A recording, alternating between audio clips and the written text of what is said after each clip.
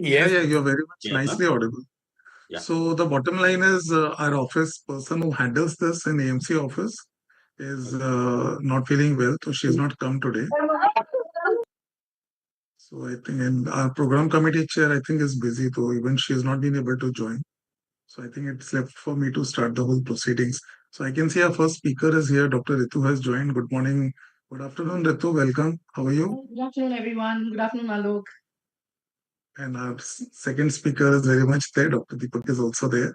So and our president has joined up. So welcome, Dr. Rajeev Agarwal. He's the president of AMC. So I guess the honors go to our president. So I'll request Dr. Rajeev Agarwal to say a few words and initiate the proceedings, and then I will take over. Yeah, thank you, Dr. Alok. First of all, let me congratulate Dr. Alok and his entire team, along with Dr. Navneet, for organizing this AI webinar. We are having this monthly webinar, and it is well appreciated. We have 200 plus registrations in this, and I'm sure this AI webinar will help all the doctors in the healthcare to improve their use of artificial intelligence in patient treatment and for the welfare of everything. And I'm very sure with this expert arena of speakers, from across India, our members of AMC and whoever have joined this, they will be benefited. And I wish all the best to all the speakers. Thank you. That's all from my side. Thank you. Thank you very much, President, sir. And I think we have around half an hour now because the actual meeting starts at 3 with Dr. Ritu. So what I'll do in this thing is in half an hour, I'll just sort of breeze people through what is AI and everything. And rather than me bore everybody for half an hour, and people have been asking me to give a talk, but I think I'll take a back seat since I'm the convener today. So probably I can ask two speakers who are here right now, and all the other panelists who are there. Dr. Sushmita is here, Dr. Sonar is here, everybody is here. So let's have a quick sort of half an hour session overall to have a fair idea about what AI is all about. What is your experience? How do you find AI useful in your work? What would you feel your colleagues should do, and how you feel things should go about? So maybe I'll request all of you to open up your videos. Let's see all your faces, and you can unmute yourself, and let's have a sort of a very friendly and non-formal discussion on AI. So anybody is free to chip in and share their views and sort of guide the audience as to what they would like to share. I would chip in wherever I can, and then we start the formal sessions at 3 o'clock. So can we have all of you start up? Just at tandem, you all can start shooting whatever you want. Anybody wants to start? Dr. Deepak, Dr. Sushmita, Yes. Dr. Yes. So good afternoon, everyone. So I may be the odd person in this AMS community. I'm a pediatrician working since last 25 years in a Tier 3 city in southwest Karnataka, where you must have heard about Chikmagalur. We are the highest coffee growers in India, and we export the coffee also. So my journey, as far as the AI is concerned, is the last 5 years since the ChatGPT started 2021. I was more keen on towards this artificial intelligence.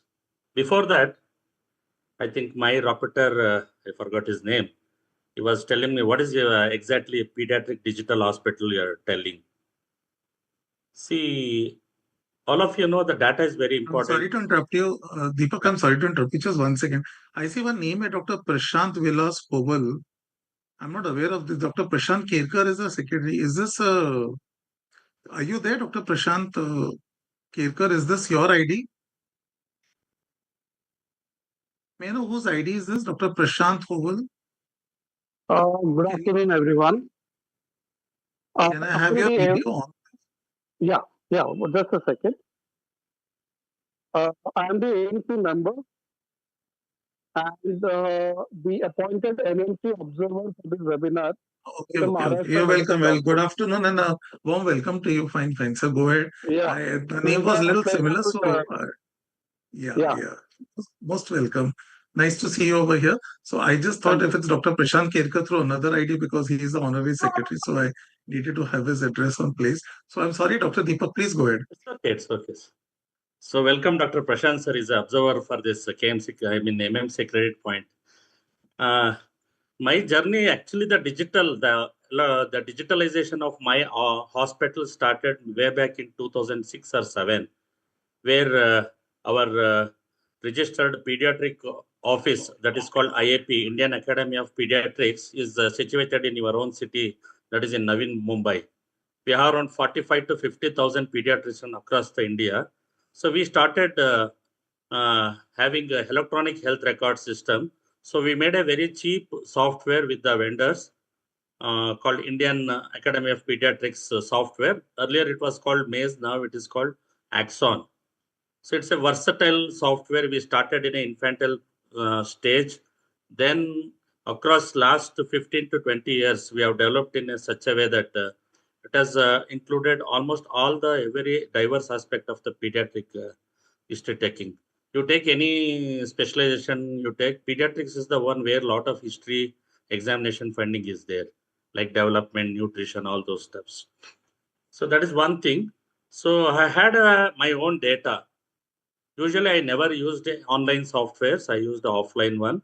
So I had a more than 10 to 15 lakhs data with me because I am preferably a general pediatrician, not a specifically, I have not done a super specialization. I used to see almost all general pediatric cases from 0 to 18 years. So what happened, since I have a data with me that I have not given it to anybody, so why can't you use my data to produce what are the advantages of AI? As you know, the 5 dimensions of AI, that is the predictive analysis by using simple, see, we pediatrician, we don't deal with images like radiologist and all of you. We go with the tabular data. So how I can use my data in my own practice, run my patient's data in my own laptop so that the data privacy as per the DPDP Act should not leak out to other communities, so that there should not be any problem for the as far as the privacy is concerned. So let me go in depth into the AI. That is how my AI journey started since last 5 years. So now at present, I have gone to such a level that I can download a LLM in my laptop with a small GPU. I can run all my data sets, whatever the patient's data. I can do some inference and data analytics, visual analytics. I can do it like Olam and all. So that is what So my overall, inspiration. overall, Dr. Deepak, in just in brief, because I need to give let others also speak. Overall, how do you find? Are you happy with AI or are No, you I'm happy with unhappy with the AI? technology. Yes, yes, sir. I'm You're happy with the happy to get. technology. Are you so happy that you're just using it casually? And you have literally got married to No, AI. no, no. Day to day, that I'm going to tell in my talk how my ritual starts with the AI in the morning. Just like prayers and That's right. all the regular things, Because the I know how you my personally, I know you're very active into AI. So I just wanted the audience to have a feel. Would you recommend AI as a part of your daily life to the see, people if you around? want to augment your work, no, in the future, next 5 years, if you don't know AI, you will be lagging behind with your peers. That's for Good. sure. We will jump from you from there and we'll come to Dr. Sushmita here. She's our past president. So Dr. Sushmita, very basic question. Have you dabbed with AI in any way so far? Have you had any experience Uh, of AI? yeah, hi, good afternoon, everyone. It's really nice to be here. When Alok called me up, I thought, yeah, that's a good chance to interact with everyone and also learn from all of you. About AI, personally, like I don't know if there is anybody who is untouched by AI in this world nowadays. It is impossible to not be, using AI in some form or the other. AI could be, anything very basic or it could be advanced. Basic, so yes, everybody is like using it. In forms of advanced AI, I am utilizing.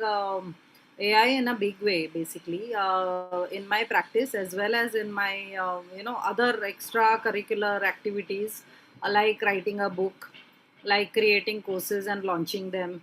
So, AI plays a big role. Automation of all the systems for both for the book, for writing as well as for speaking. All of these things are happening on a regular basis, though meaning the first book that I have launched using AI is published on Amazon just yesterday, and today, meaning I have not got the link, so I have not been able to circulate it yet. But as soon as I get the link, I will be able to do that as well. So this is So are you happy with this? Does that give you a lot of sense of contentment and happiness? of course, of course. So so Without so AI, now that meaning God alone knows since you've how gone many years public, it would have taken, So since you've gone public in accepting it, and since you have been a past president, I think I deserve a cup of coffee from you. So I think this should be something that we all should celebrate. We all deserve a treat from you. And they should go on record that Dr. Sushmita would take us for a treat since she's launched a very wonderful book. And that will happen if everybody goes through and buys this book, right? So I will fulfill the role. People will be buying your book. And in return, you'll at least sponsor one cup of coffee for all of us, especially the managing committee people. of So course, absolutely I no problem with that. I'll take the buck from there and come to Dr. Rajendra Tiwari, who's a renowned gynecologist and also the secretary of Maharashtra IMA, but I'll introduce him formally later. Dr. Tiwari, are you there? Can you listen to me? Are you? Uh, I can see you Yes, on sir. the. Yes, sir. I'm very much here. So just I'm we're just driving. doing a casual. We're just doing a casual hop nop over here till we start formally with Dr. Ritu. And any conversation with AI? Did you have any conversations with AI so far? Did you have any hobnobs with AI and any comments about your experience with AI in the last few years? Yeah, I have experience, but since I'm practicing in a rural area, I get a chance to use it in my hospital and the daily practice. But whatever knowledge I got is through you only, Alok, through your all the Thank you. webinars That was and all. very sweet of you. And That's so I'll be sweet of very you. much I need to happy give you a cup if of. somebody can guide me to use AI in my clinic and my hospital nursing home and upgrade the functioning that way. So Dr. Deepak is here, Dr. Ritu is there, Dr. Harsh would be joining up. Dr. Sushmita is here. She has written an entire book with AI. So I think you have got some fantastic teachers here who can Yeah, actually that's what. hand I have holding got a and chance guide to you. learn from so many people. So fantastic. So that's very good. Dr. Ritu, I've not given you a chance because I know once you start speaking, you speak quite a lot. And your topic is actually one of the most important topics. But I'll request you to keep it very short and brief. In just one or two lines, did you enjoy your journey with AI or do you feel it's not something worthwhile? So I think, I will also want to bring in that AI, as Dr. Sushmita mentioned. I believe that AI has given us a perspective today that we feel that how are we even existed without this earlier? So I guess using AI has changed the whole game, the way we are practicing, the way we are managing our time, the way we are picking up more and more work that we can do. We are getting towards precision, toward targeting. And I think it's not only from the perspective of a clinician or a physician of any other dimension that you may say, whether it's gynecology, whether it's dermatology, or even radiology, or even for that matter diabetes.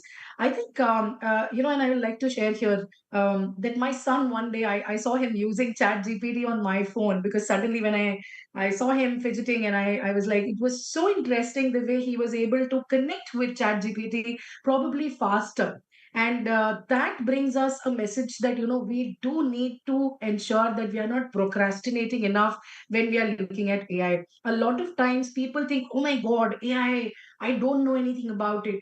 But if you don't know, that's the right time for you to start. It is nothing that you cannot conquer. And of course I will be speaking more about how AI and human brain are going to be connected and transforming the whole space. So Fantastic. So that's very nice. And that anybody who's going to praise AI has got a responsibility of sponsoring a nice cappuccino for me, since I love AI. So be careful when you speak again. Coming back we to can take Dr. some snacks Sushmita, too.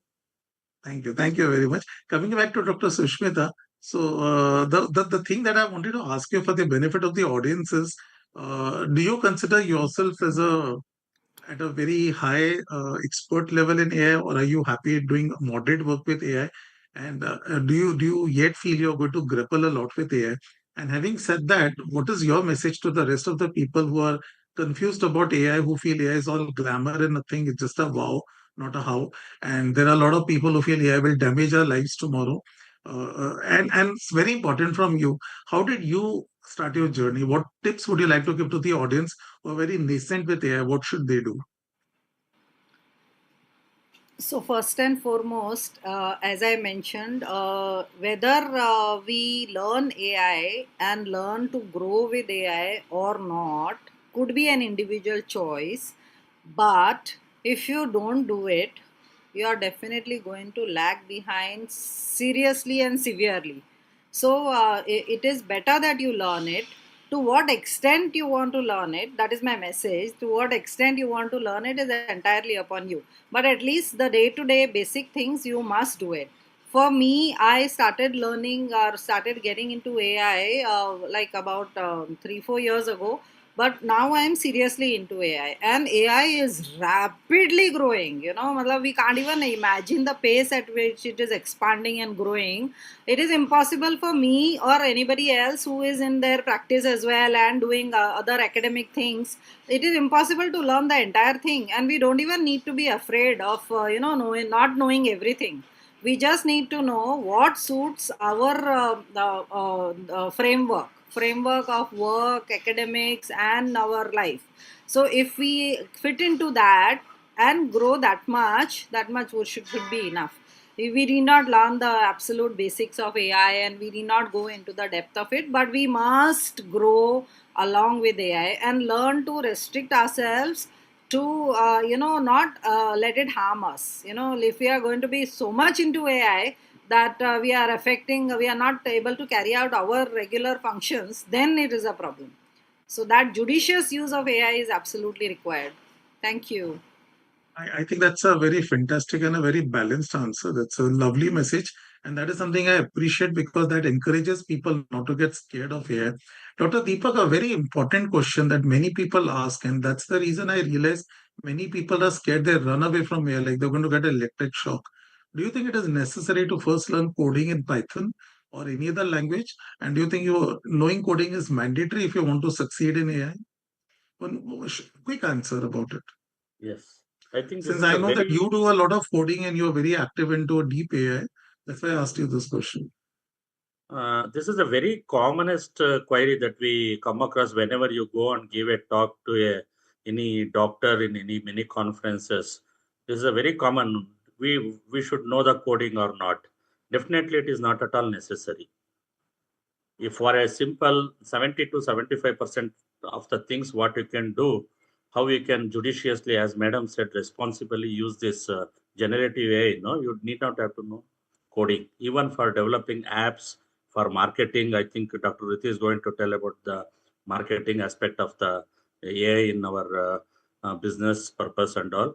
You need not have to know about the Python. Only thing, if you want to do the things advanced, like if you want to become a researcher or a AI scientist like me, you should know something about coding, because in using Hugging Face and all, no, to run the LLMs in your own laptop, you should know some basics of Python. And Python is a very simple language. I think many online platforms are there, like Khan's Academy is there. Very easily you can learn it. And YouTube is a very good source for learning this Python coding. Many multi-language it is available. I think coding is not at all necessary, since there is no code tools are there, plenty of there. I think you should, the regarding the Dr. Sushmita's question you asked, how I should go about if I don't know anything about AI, how we should start. First, join some communities like Shift or whatever the nearby group is there. You go with the doctors who knows about AI. They are in the AI. Don't go to the other platforms. They are made for making money. They take 1.5 to 2 lakhs and all. It is waste of money for you, because I have undergone 5 6 courses. Why I'm telling? Because why I'm undergone? Because my second son is doing third year AI in ML in BTech in Bangalore. My first son is already doctor. So I want to do further, go and get into involved into AI to do the startup or do the model and all. I need all those things daily practice. That's very important. That is how you should So, scale Dr. up. Ritu, you're one of the directors of Shift, and you have launched a lot of initiatives under that platform for a lot of other doctors, and that's what I'm aware of. Do you think we require to have a formal hands-on training session for many doctors on a regular basis, or it should be a one-time course? Well, thank you, Alok, for that question. I really think that, when learning is progressive, that is much more value add as compared to just a one time.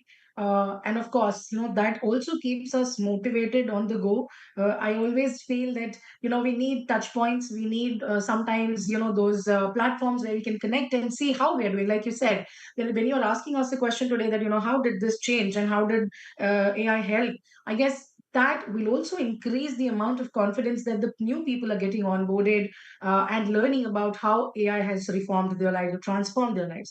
So I guess it should be definitely within the bandwidth, but on a frequency that can be attainable. Thank you. That was fantastic. Coming back to you, Dr. Sushmita, do you feel being a past president of AMC, should AMC launch a formal training session for its members running for 3 to 6 months in the coming years, which would give them a certified course in AI, make them more AI compliant? What are your views on that? So I'm glad you asked this question to me, because particularly when I was president, I was, I had connected with few people where these online courses and all, and the whole, academy kind of a system was to be made.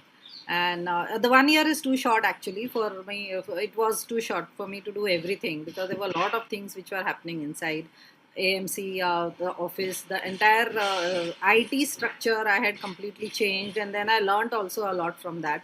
So, doing courses by AMC would be a great start. Like I'm talking of 21, 22. That I wanted to. It didn't pass through our managing committee because there were quite a few loopholes at that point of time in our understanding also. But now making a course and creating a system for people to learn online itself is much easier than what it was earlier. And I have also learned a lot of things. So in the meantime, so it will be a good start. I totally support you in this endeavor. So no. Supporting means I'm a very side person who's just doing my work right now. The next obvious corollary to this is, though you have been the past president, but then you are a part of the managing committee, and a past presidents plays an important role. Would you like to take lead and take a charge in the coming years? Would you like to get such a course organized and run it under the auspices of the president in vogue in that year? And probably take charge of it and take a lead and make a lot of doctors compliant with AI. Would you have that kind of an interest and passion to do it in the coming years? I suppose by the time we start launching or start even discussing this in our managing committee, you will be the president. So probably when you are the president and you ask me this, I would definitely say yes to it. That was a very diplomatic answer. I don't know if I'll be the president or not. Just one last question to Dr. Rajendra, because we are reaching 3 o'clock. So Dr. Tiwari, would you love to use AI in your clinical practice? Do you think it would make a difference in your gynecological practice? Vis-a-vis, matlab, do you feel it can increase the turnout of patients, increase your revenue, increase your connect with patients, and probably help you with your surgical work? Just quick 1 or 2 lines. Do you think it can help, or do you think it won't help?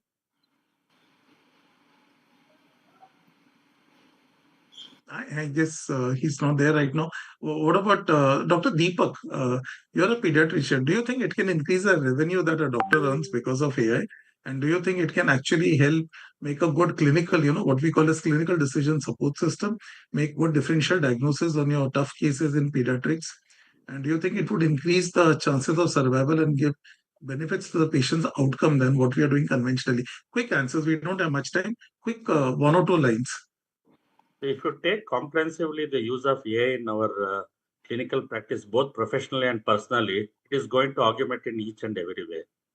There is no way that you can sit back and think retrospectively that you are going to have some return of investment in the form of loss.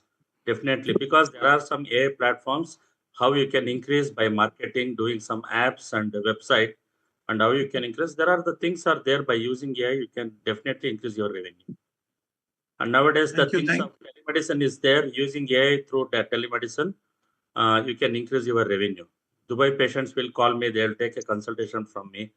They'll pay in good amount. Thank you very much. Back to you, Dr. Sushmita, ma'am. You're a renowned surgeon. And have you tried to use AI in your surgical practice anytime? And a second important question is, have you tried tinkering with AI for your tax returns and for your share market and for personal finances? Have you tried doing that, and has it helped you increase your finances or given you better returns?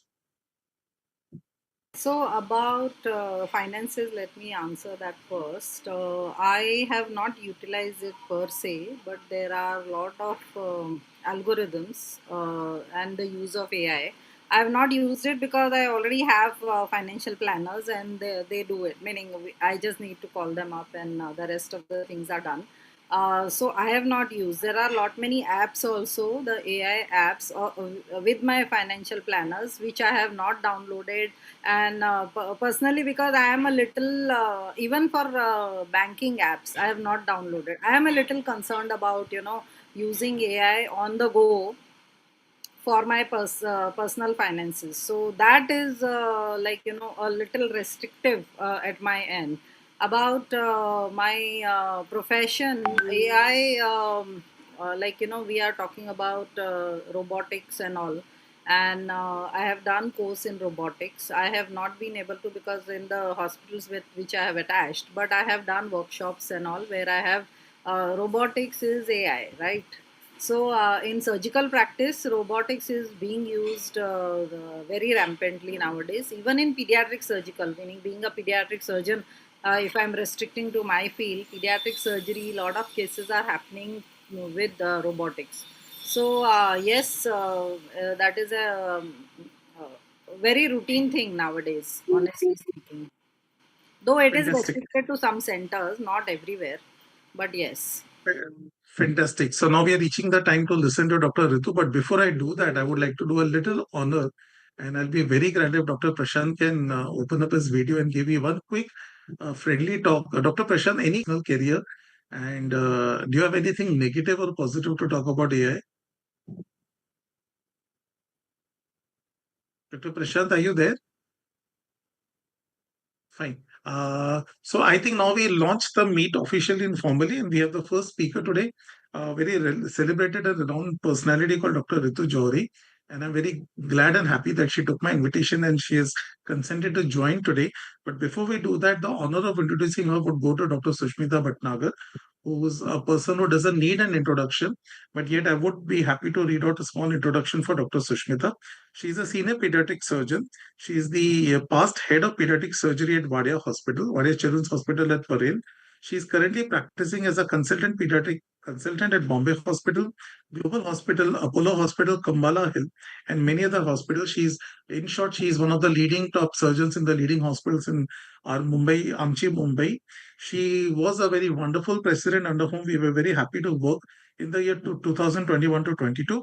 And for us, she's currently serving AMC and doing a fantastic job as a website editor in this year, 2025-26. So, Dr. Sushmita Bhatnagar, ma'am, thank you for joining us. We are very happy that you could take out time from your busy practice to join today's session. And can I request you to introduce Dr. Ritu Johari here? I'll just Thank put up you. her introductory slide. Just give me a minute, please. Just one second.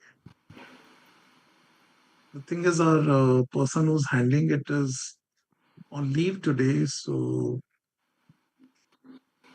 the honor has been left on me. And finding Dr. Ritu is always very difficult, and so is finding her slide. So just give me a minute. I still take that as a compliment. It was meant It's as a called being compliment. assertive. It was meant as a compliment. I always give compliments only. Yeah, here you are. Finding it's difficult. What I mean is, you're so busy that it's difficult to catch you. There you are. Over to you, Dr. Sushmita, and we're very happy to have Dr. Ritu Johari here. So over to you, ma'am. Yeah, thank you so much, Dr. Alok, first of all, to invite me here for this session, this wonderful session, and the programs that you have been organizing.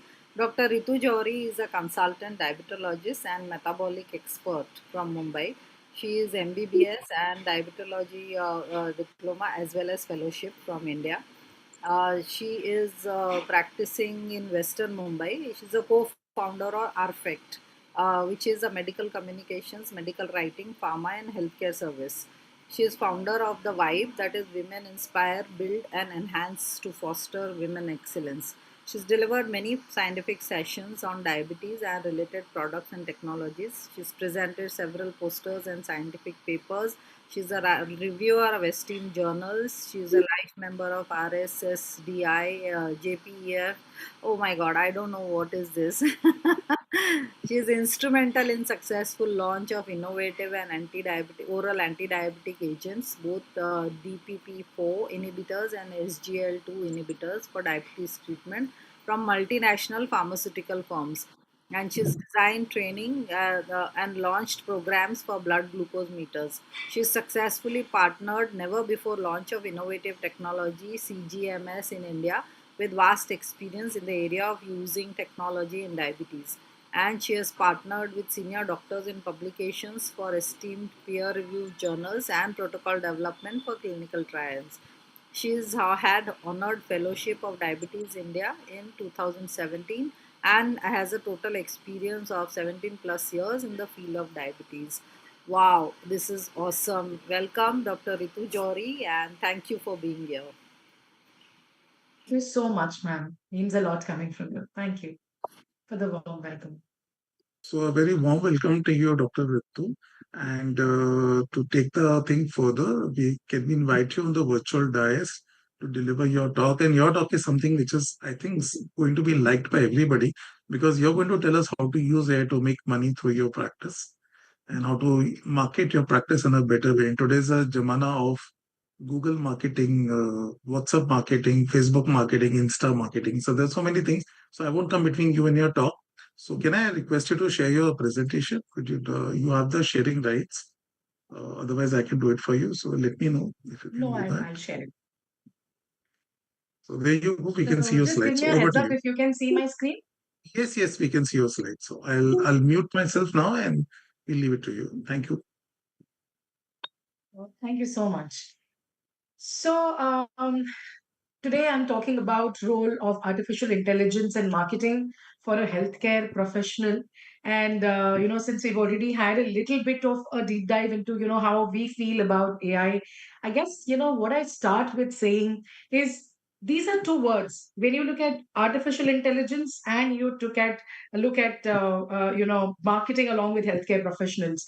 So these are two words, which means the two worlds because they are world apart. Way long before when we were training as doctors, we always thought that medical profession was only a social work as compared to actual entrepreneurship, which has changed. The dynamics have now changed. And of course, we're all, dealing or striving towards getting better. So like Dr. Alok said, we're trying to make money. But healthcare marketing is necessarily not equal to selling. Yeah. So a lot of times, if people feel that this is something which is going contrast to what we can do, definitely not yet. And why this change? Why are we moving in this direction?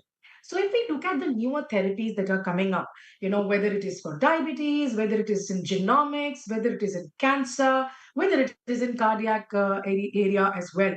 There are a lot of complex therapies and diagnostics. Technologies that are getting launched. Similarly, you also look at the fact that while we have Google, which answers to various questions by the people, the lay people, which I'm talking about, there is also a lot of volume of non-credential kind of channels, which means that they do not really know which are the reliable sources of information to go to.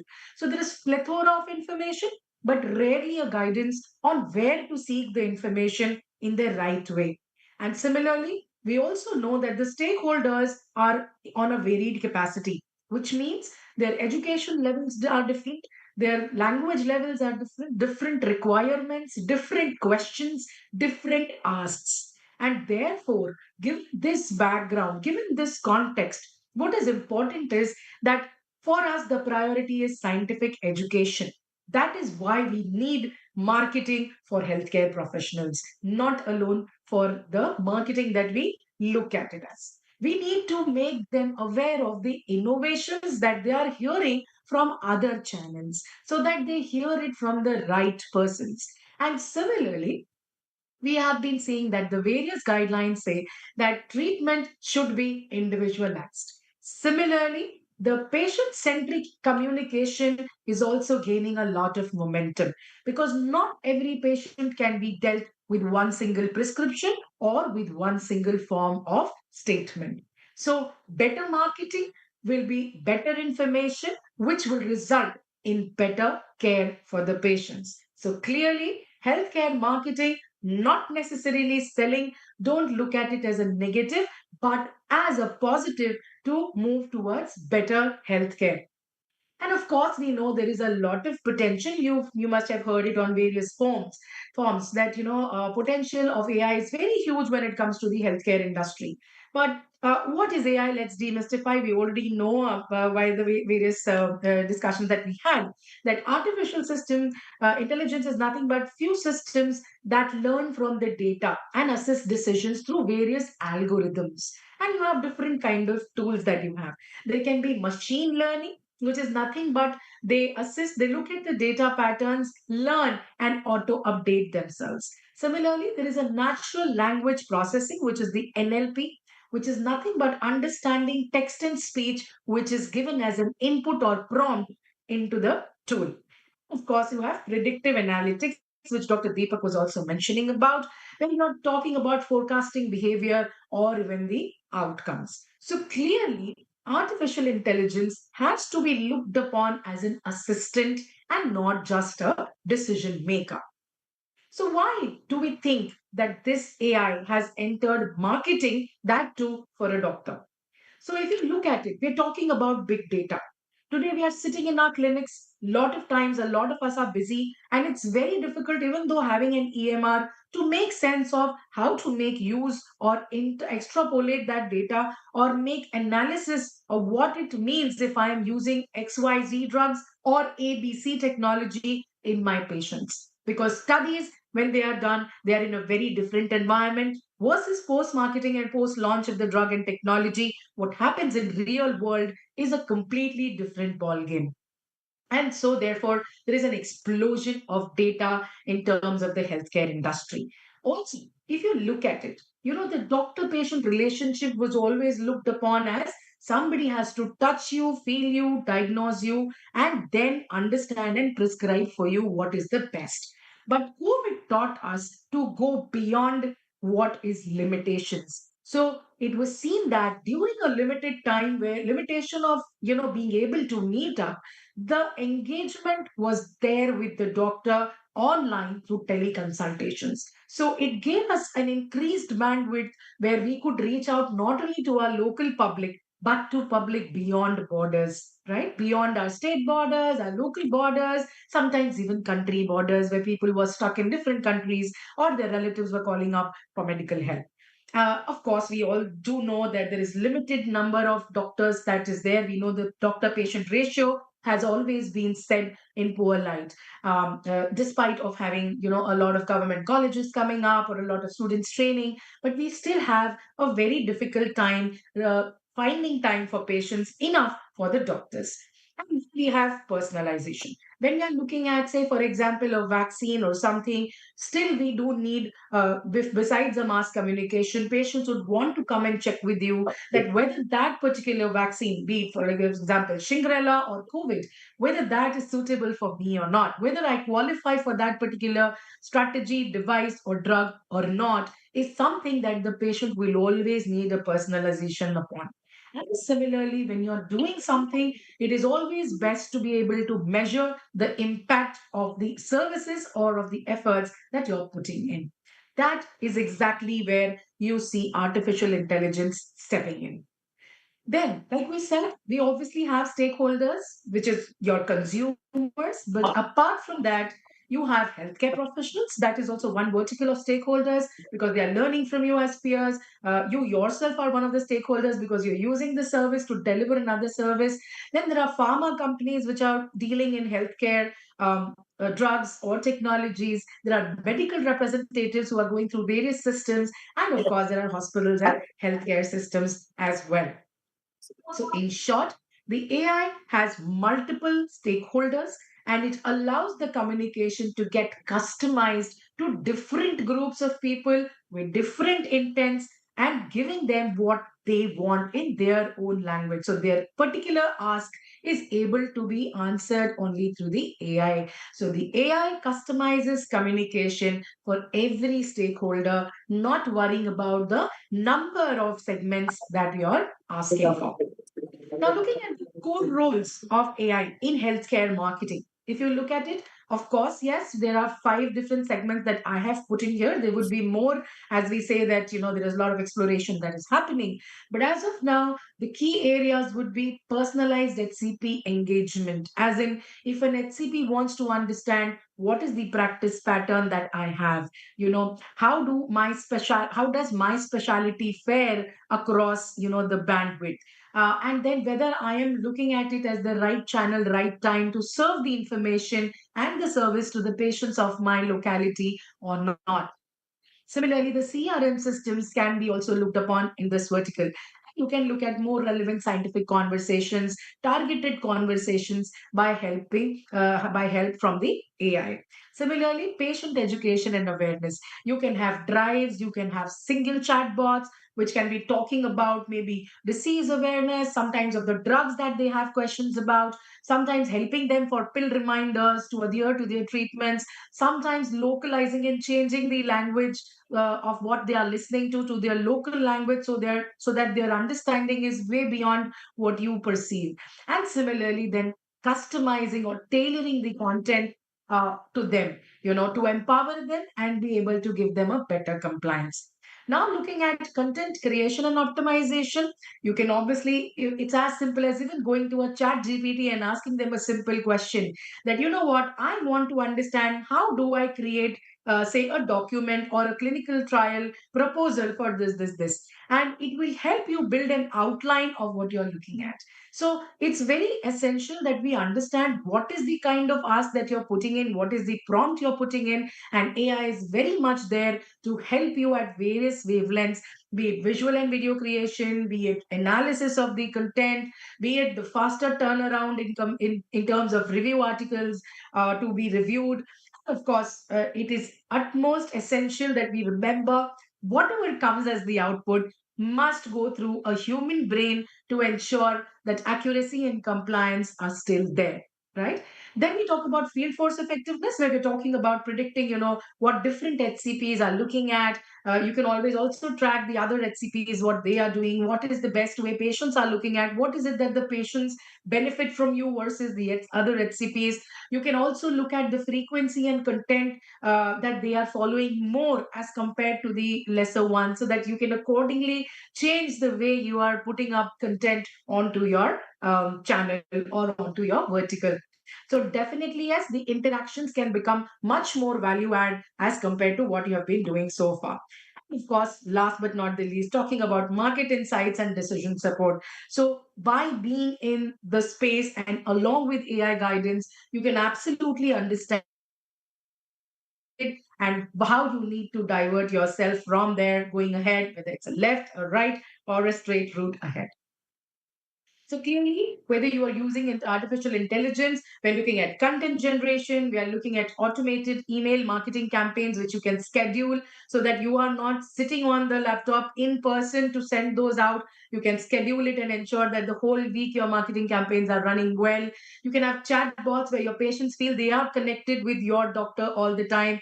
And I'm sure Dr. Alok will show you magic where he's learned how to clone himself.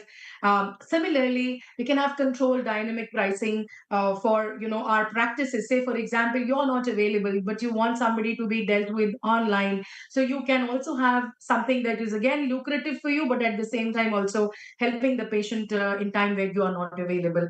And of course, forecasting sales, looking at how you are doing in the business, how you've been doing, how you've been growing pre-AI, post-AI. Everything is doable under the sun.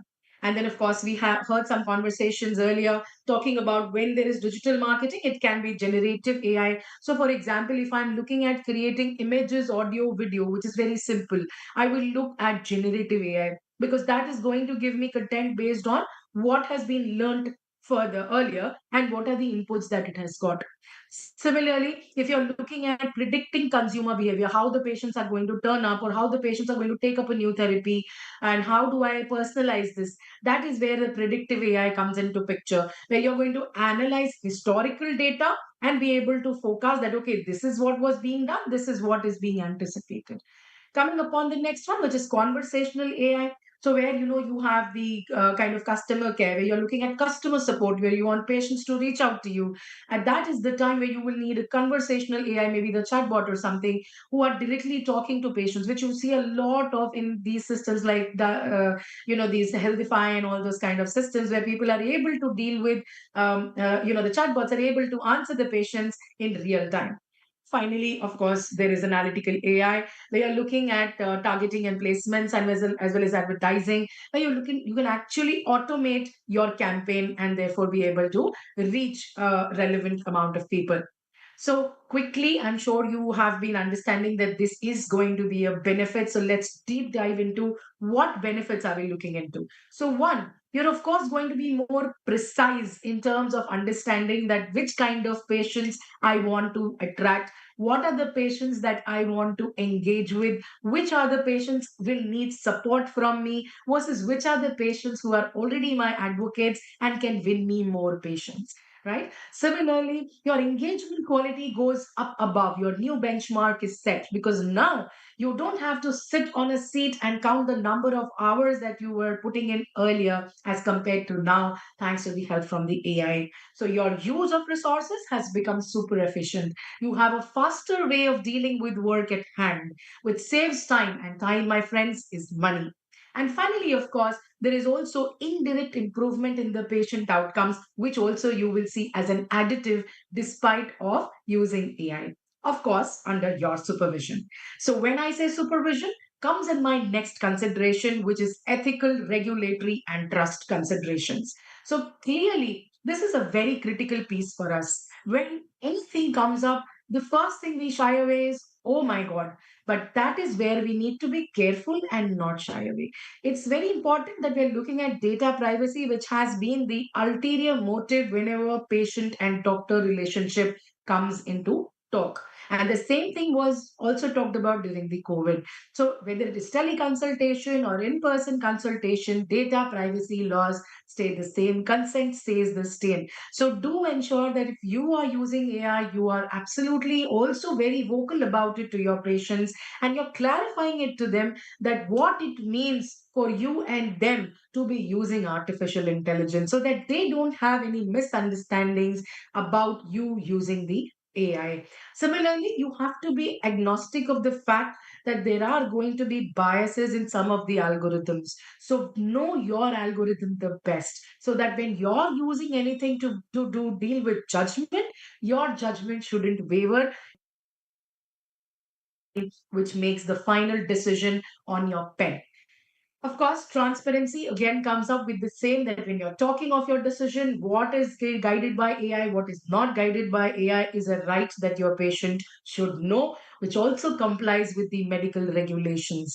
And ensure you're not giving any false information to your patient. So never say that this is the best thing that I can do for you, but always there is a way of saying, "Ki, in my belief, this is what will suit you the best." So it is always a word play where you put in the information in front of the patient and reach to the final prescription that you are going to design for the patient. So clearly, the principle underlying every single prescription using AI should be that human oversight is non negotiable even if you're using AI. So, given AI does not tell us that we do not have to oversee. The final nod should always be through our supervision. Talking of the AI era, and what we are going to do is, of course, like I said, there is a lot of content. So, as a healthcare professional, I see us as advisors, as validators of content, as ethical gatekeepers who are going to tell the patients of what is right, what is not right. We are the right people to collaborate with industry as experts to help them gauge the right direction even while using AI. So, again, the supervision for them also becomes us. And finally, of course, whether education for patients or peers, we hold the ultimate authority in this case as well. And of course, there are various ways you can see where AI has been used, whether it is customer segmentation, predictive analytics, customer experience, automate and personalized content generation, and so on and so forth, which I just mentioned about various earlier. Come to the last two slides is, as I said, what AI cannot replace, because I see that right from the time we've been talking AI, everybody talks about, oh, AI has been taking up jobs, now there are lesser jobs available, AI is going to be difficult, people will reach out to AI and not to the doctors anymore. So let's not forget, it's the AI versus the human brain, but the human brain is the final call as compared to the AI. So the clinical judgment still remains with the human, with the doctor, with us. The empathy and the trust. So the feelings, the emotions that we hold will always be human, right? The doctor-patient relationship is a pure sanctuary. So that will not change. And finally, the ethical decision making that lies with you. So even though you're using AI, it does not take away these facts from you. So the conclusion lies in your hands. AI is a tool that you can use to make the best care available for your patient. And the future, of course, yes, the AI will not be smarter than the human brain. And I still remember Dr. Alok's few lines from other conferences. I may not quote word to word, but it all depends on what you ask from the AI. If you ask a wrong question, you're going to get a wrong answer. So it largely depends of how you are training the AI to get smart. But remember, you're the smarter one in the intellect, and you're the one who's always got to dominate everything that you are dealing with. So, definitely, yes, we are going to be looking at hyper personalized engagements, which means much better care with patients. You're going to look at conversational AI, a lot of developments happening there. You're going to look at integration with wearables and digital health tools, which will again be a very good landmark for our patients. And of course, patient journeys, which will have much more hand holding with AI under our supervision. So, in short, if I have to talk about AI in role as a marketing tool for healthcare professionals, clearly it means to me education, engagement, and trust building. I have not given you a calculator which says how much money you can earn, but this is definitely the route that takes you to earn much more money through much more time available at hand and much more authentic decisions that you're making. And of course, we know the existing challenge, which is right message, right stakeholder, right time, right channel. That is what AI helps us to be. And AI enhances, not replaces healthcare professionals. So, definitely, marketing in healthcare is all about responsible communication, ethics, accuracy, trust become the central core of what we are delivering, whether we are using AI or not. And along with AI, if you're able to apply the human intelligence, that is what is going to be sustainable healthcare over a longer period of time, with much better patient outcomes. So I would like to leave you all with a closing thought that in healthcare industry, the success of the marketing tool for entrepreneurs like us is not going to be merely reach. It doesn't matter how many followers you have. It doesn't matter how many people are looking at your content. It basically means by being relevant, being responsible ethically, and looking at real world outcomes as your core intent. And that will take you to the next level in your practice. course, various tools that are there. With that, I thank you all for a patient listening. So thank you, Dr. Ritu. That was phenomenal and wonderful. As usual, you always grab the attention of your audience. Your presentations are always smooth and very wonderful. So it was lovely that you could come up and join up. Thanks for joining up. And time to move to the next session. And there is a little change in the itinerary today.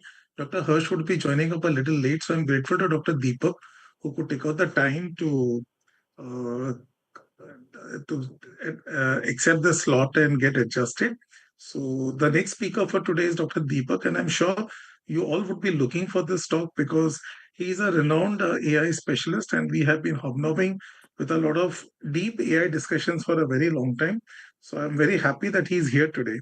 And the pleasure of introducing him will be nobody else who's another very renowned surgeon. So today, surgeons ki bahar hai. We have a lot of surgeons today here, and these are all renowned surgeons. So I have been very happy that Dr. Sanjay Sonar is here. He's joined on my link. So the gentleman you're seeing with the surgical cap and mask is not Dr. Alok Modi, it's Dr. Sanjay Sonar. I'm not a surgeon, so don't mistake me. So he's going to be introducing Dr. Deepak. So Dr. Sanjay, welcome to the virtual dais. He's an advanced laparoscopic surgeon attached to Beach Candy Hospital, Wokhad Hospital, and the Cottage Hospital. He's renowned for his lap hernia skill. He holds multiple courses on lap hernia. He's got a huge amount of experience from LA, from EC Talks, from EC AMC. He's also the executive committee member of TUGS and AMC and Mumbai Surgical Society. Besides, he's very active in research, having authored a lot of chapters and published a lot of papers. So, Dr. Sanjay, it's an honor, and or should I say, Dr. Alok Modi, virtually, it's an honor that you're here on the dais today. And I'm very happy that you could take out time from your busy surgical work and join us. So, over to you to introduce Dr. Deepak. And just give me a minute. Like I said, Pramila is not here from the office, so I have to do the work today. So I'll just download the slide for. Yeah, I've shared already, Dr. Alok. It's wonderful. That's so sweet of you. That's why I love AI guys, because AI guys always do the best work according to me. So can I, you have the sharing rights. If you can just switch on your slide presentation. I think the first slide is your introductory slide. So can we have that, please, if you don't mind? Already shared. Already shared. Yeah. Can you just share your presentation? Your first slide is your CV slide. So. Right. Thank you so much, Dr. Alok, for a very lovely introduction. I'm Dr. Sanjay Sonar, and the link that I have been using is Dr. Alok Modi's, and that's why his name has popped up under my image. So Otter, who's the CEO of, the CEO of Otter had said that Otter is an AI tool which transcribes what you talk, like the Zoom meetings and all can be transcribed in real life through Otter.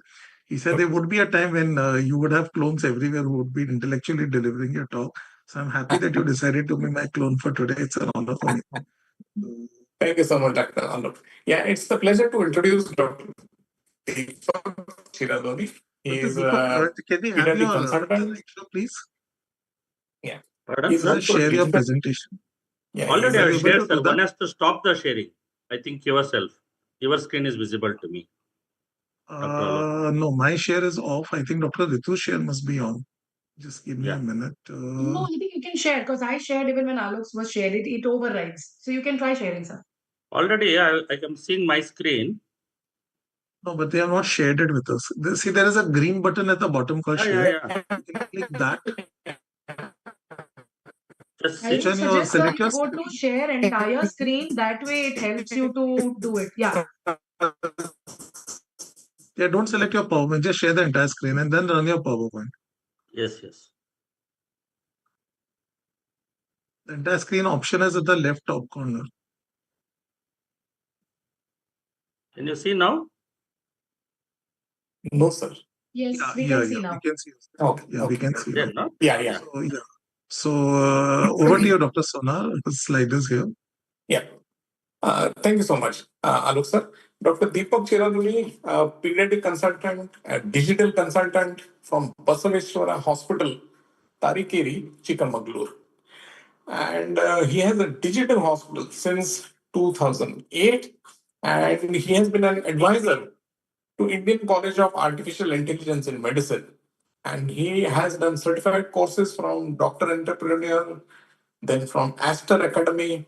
He's also chief editor of the CPU. He has been a IAPB member since 2014. He is the state honorary secretary of IIP Karnataka. He has been a president of IIP Shivamogga since 2019 to 2020.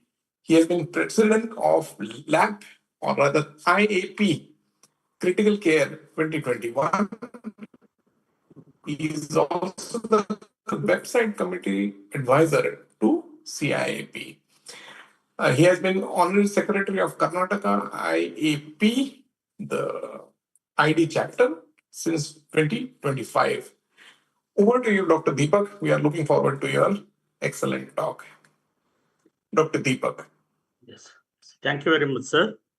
Thank you for the nice introduction. So let me go to the slides.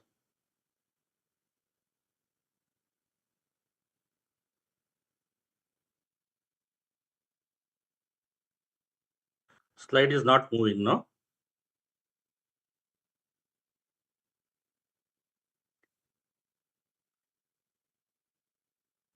Not yet, sir. Yeah. If you can select your screen and then run the presentation, it will become better. Entire screen I have sharing. Now all of you can share. See the slide. No, we can't see it right Yes, now. we can see your yes. LLMs for Indian specialists. Yes, we can see it. Yes, we can see it. Yes. Yes. Thank you very much. So all of you know, I am very new to your community. How the AI knowledge you got in the beginning of your AMS session in last 3-4 years, I do not know how depth you can go and all. So let me give you a brief introduction about LLMs, how we have to differentiate LLMs, how we should use it. Because I have undergone some generative AI courses under many auspicious institution in India and abroad, Kerkar and all. I have some little bit idea how I should use this large language modules in the form of generative AI in my day-to-day practice, and what are all its uses and how you should differentiate it. So strategic implementation of LLM in our profession as well as personal life, and also what is the regional optimization is the main thing we come across.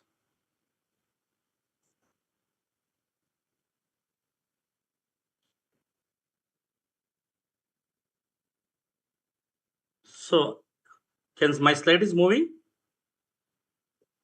Yeah. It's so moving. This is my daily ritual when Dr. Alok was asking about how I am using AI in day-to-day in my practice.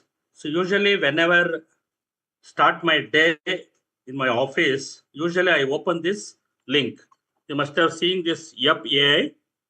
All of you can see this Yup AI. It's a very freely available. You can just Google it in any browser. You will get this Yup AI. It's from California, San Francisco, US. So this is the AI platform. You can really differentiate many LLMs in the form of various categories. You can choose up to the 4 models, and also you can see here models you can choose, categories you can choose, and you can see the leadership arena. For that, I'm going to show you how it can be worked.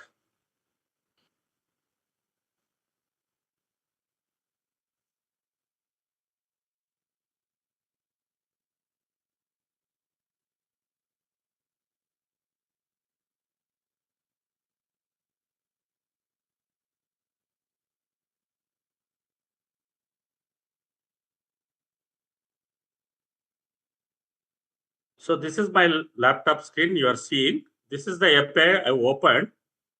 So here you can see what is API. Chat box is there, leadership board is there, your profile is there, and you need not have to pay anything, because when I'm going to show you how it is be used, can all of you can see my screen? Hello? Yes. Your screen is visible. Yeah. So this is the leadership board, the screenshot I am showing you. So here you have a lot of text modules are there, 761 text modules are there. Image modules, you have 95 modules, live modules, SPG modules and all. All these things are various types of module, how you can use it. I mainly use these text modules, maybe radiologist, ophthalmologist, they may use image module. So you can choose many models and you can just see every day what is the number of users and giving feedbacks in these modules. So you have various categories you can see here. So depending on the LLM analyzers, depending on the feedback what we give, this API give you what is the best models on that day. For example, if you take top image modules, the Nano Banana is the one which is leading. All these slides are used by using Nano Banana. If you take the top coding modules, definitely Claude is the number one. Then comes the ChatGPT. So all this differentiation you can go through is by using this YEP model. So this is about the how to interpret the leaderboard. You can use the text format. You can use the image one. So I'm just sensitizing you people to just go through this YEP AI in the beginning of your day whenever you're free, and just analyze which are all the new models are there, how it has been analyzing. So many engineers are going to analyze, many AI enthusiastic are going to analyze all this. Then comes in the left hand side chat box. I have clicked on the chat box. So I am putting a prompt here. For example, I am a pediatrician. My role has been told. So what is my task? I want to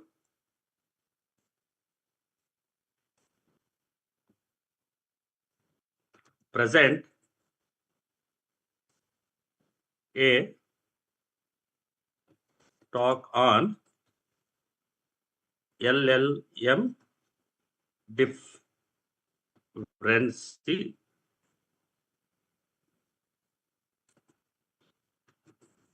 for doctors. So kindly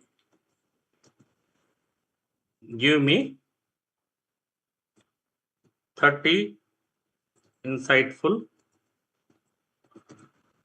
slides in form of content in MS Word format. So you can choose the model here. Can you see here? So what type of models you want to get a good content? You want to use a reasoning model? You can choose the reasoning one. These are all the reasoning model. You can use Gemini 3. Like that, you can add one more model if you want to take. So these are all the things it is giving. These are all the trends. So ChatGPT 5.2 is there. You can add one more model. Say, for example, you want to add perplexity. So perplexity Sonar Pro. So you have chosen 4 models. Then you click on this. So it is going to think and give you 4 outputs. You got it? Hello? Hello? Yes, yes. We are getting it, sir.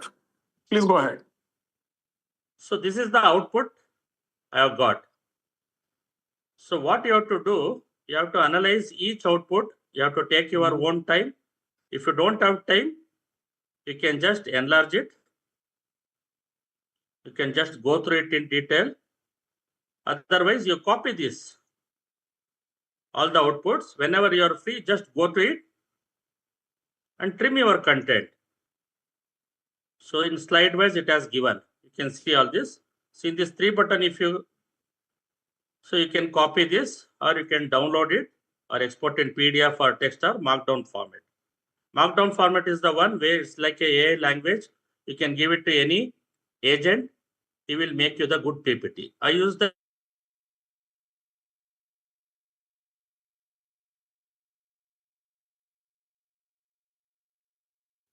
We can't hear you, or at least I can't hear you.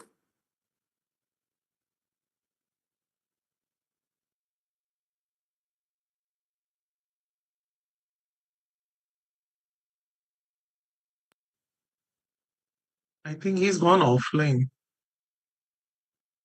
Dr. Deepak, are you there? Probably some net connection from his end. Yeah. Mm-hmm. I think his clone has taken over.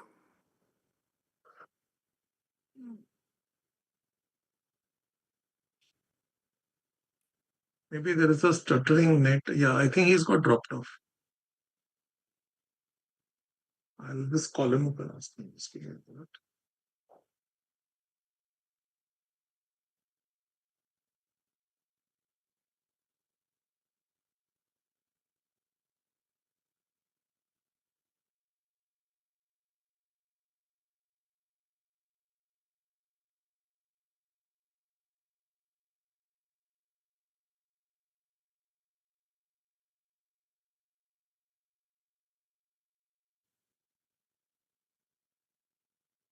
Yeah, I've just spoken to him. There is some network issue at his area.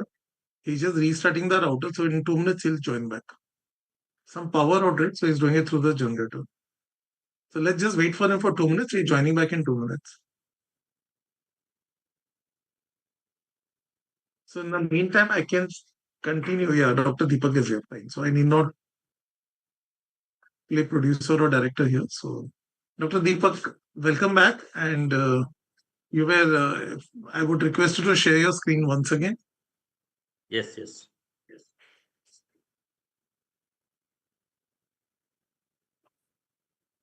Yeah, I'll go in the background.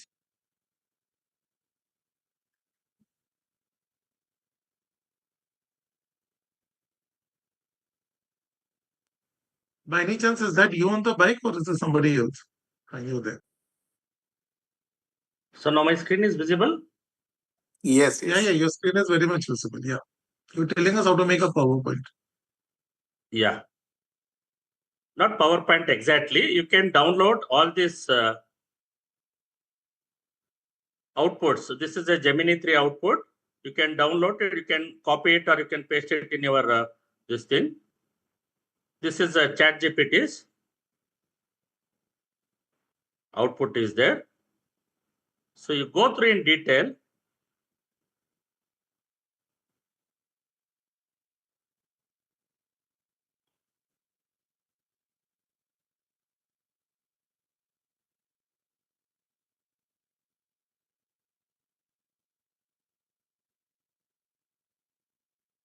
So if you click whichever the model you like more, it has given 2 models, it has been given. It is taking little more time because the internet has been disconnected.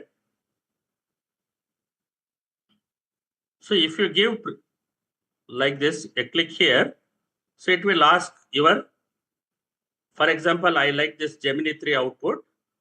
If you click on the why it is very helpful and accurate, why the other GPT is not giving good, you can just give this thing. If you give the feedback, it will give you the credit point. It will give you the credit point. That is how you accumulate the credit. You got the idea how to use this API? Yes, sir. Okay. Yeah. So now I will go to my PowerPoint presentation. So this is about API. Similarly, you have one more AI called LM Arena. LM Arena also here, what is the disadvantage means you have only 2 models you can test at a time. Here I have tested. You can download lmarena.ai. You can put it in any browser. These are all through your Google account. You can log in. This is also free. You can check 2 models side by side. How will be the output? So by doing trial and error basis, you can come to know because human in the loop is very important, as Dr. Ritu told, for whatever the LLM output is there. So you have to decide which model is good.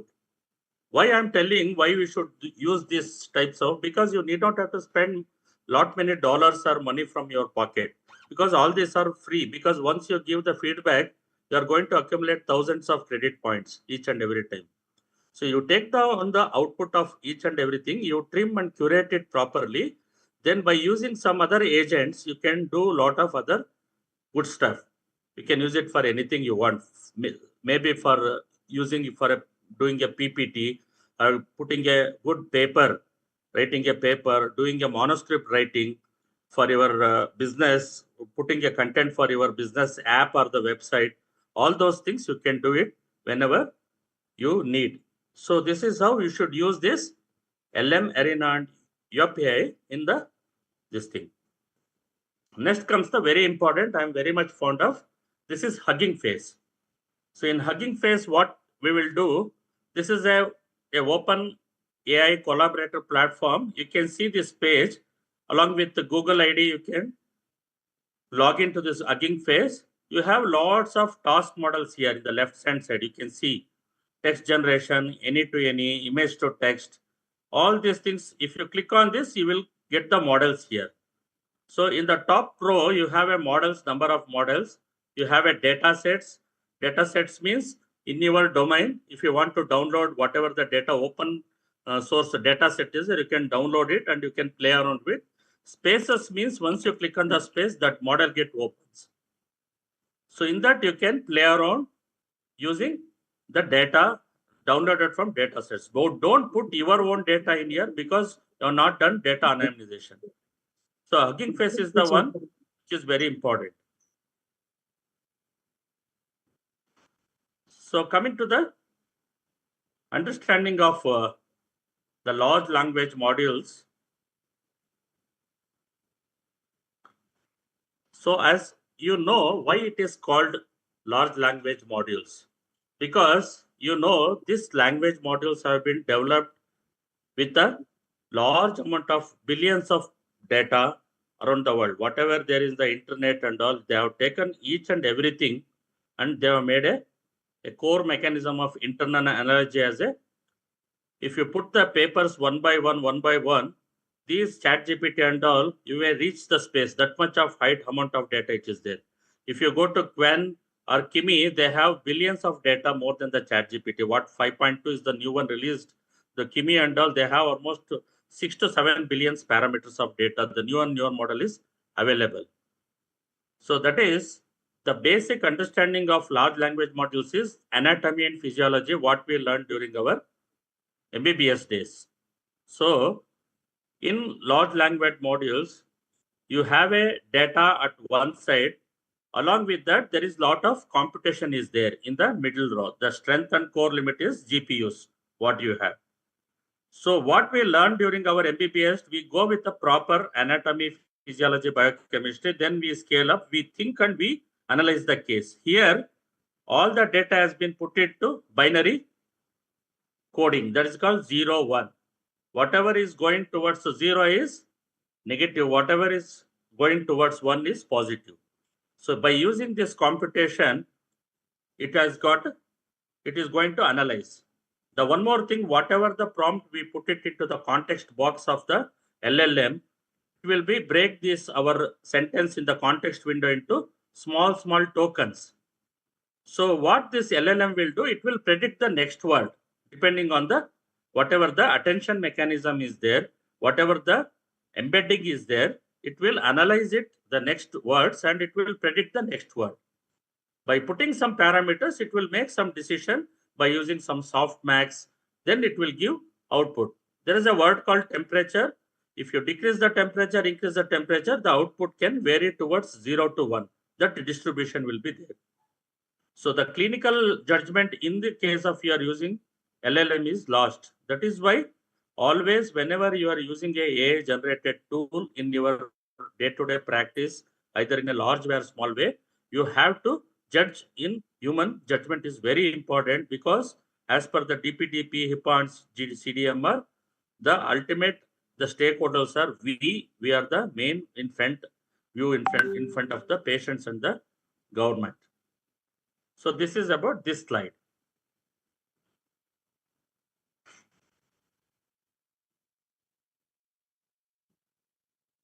So as you know, in 2021, thus generative AI came.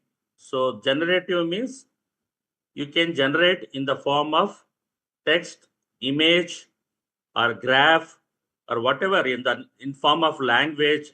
All this form you can generate the data. Pre-trained means it has been the data which have been loaded to this computer GPU has been trained with fine tuning. The transformer is the one which is very important in part of LLM. As I said, it will take it as a token, it will do attention mechanism, then comes the embedding, then comes the artificial neural network that comes, or CNN or RNN will come, then the softmax will come, then the output will come. So this transformer architecture from 2016, it is there. It is not there since 21. Where the Google was using it is for specific task, what you call artificial narrow intelligence.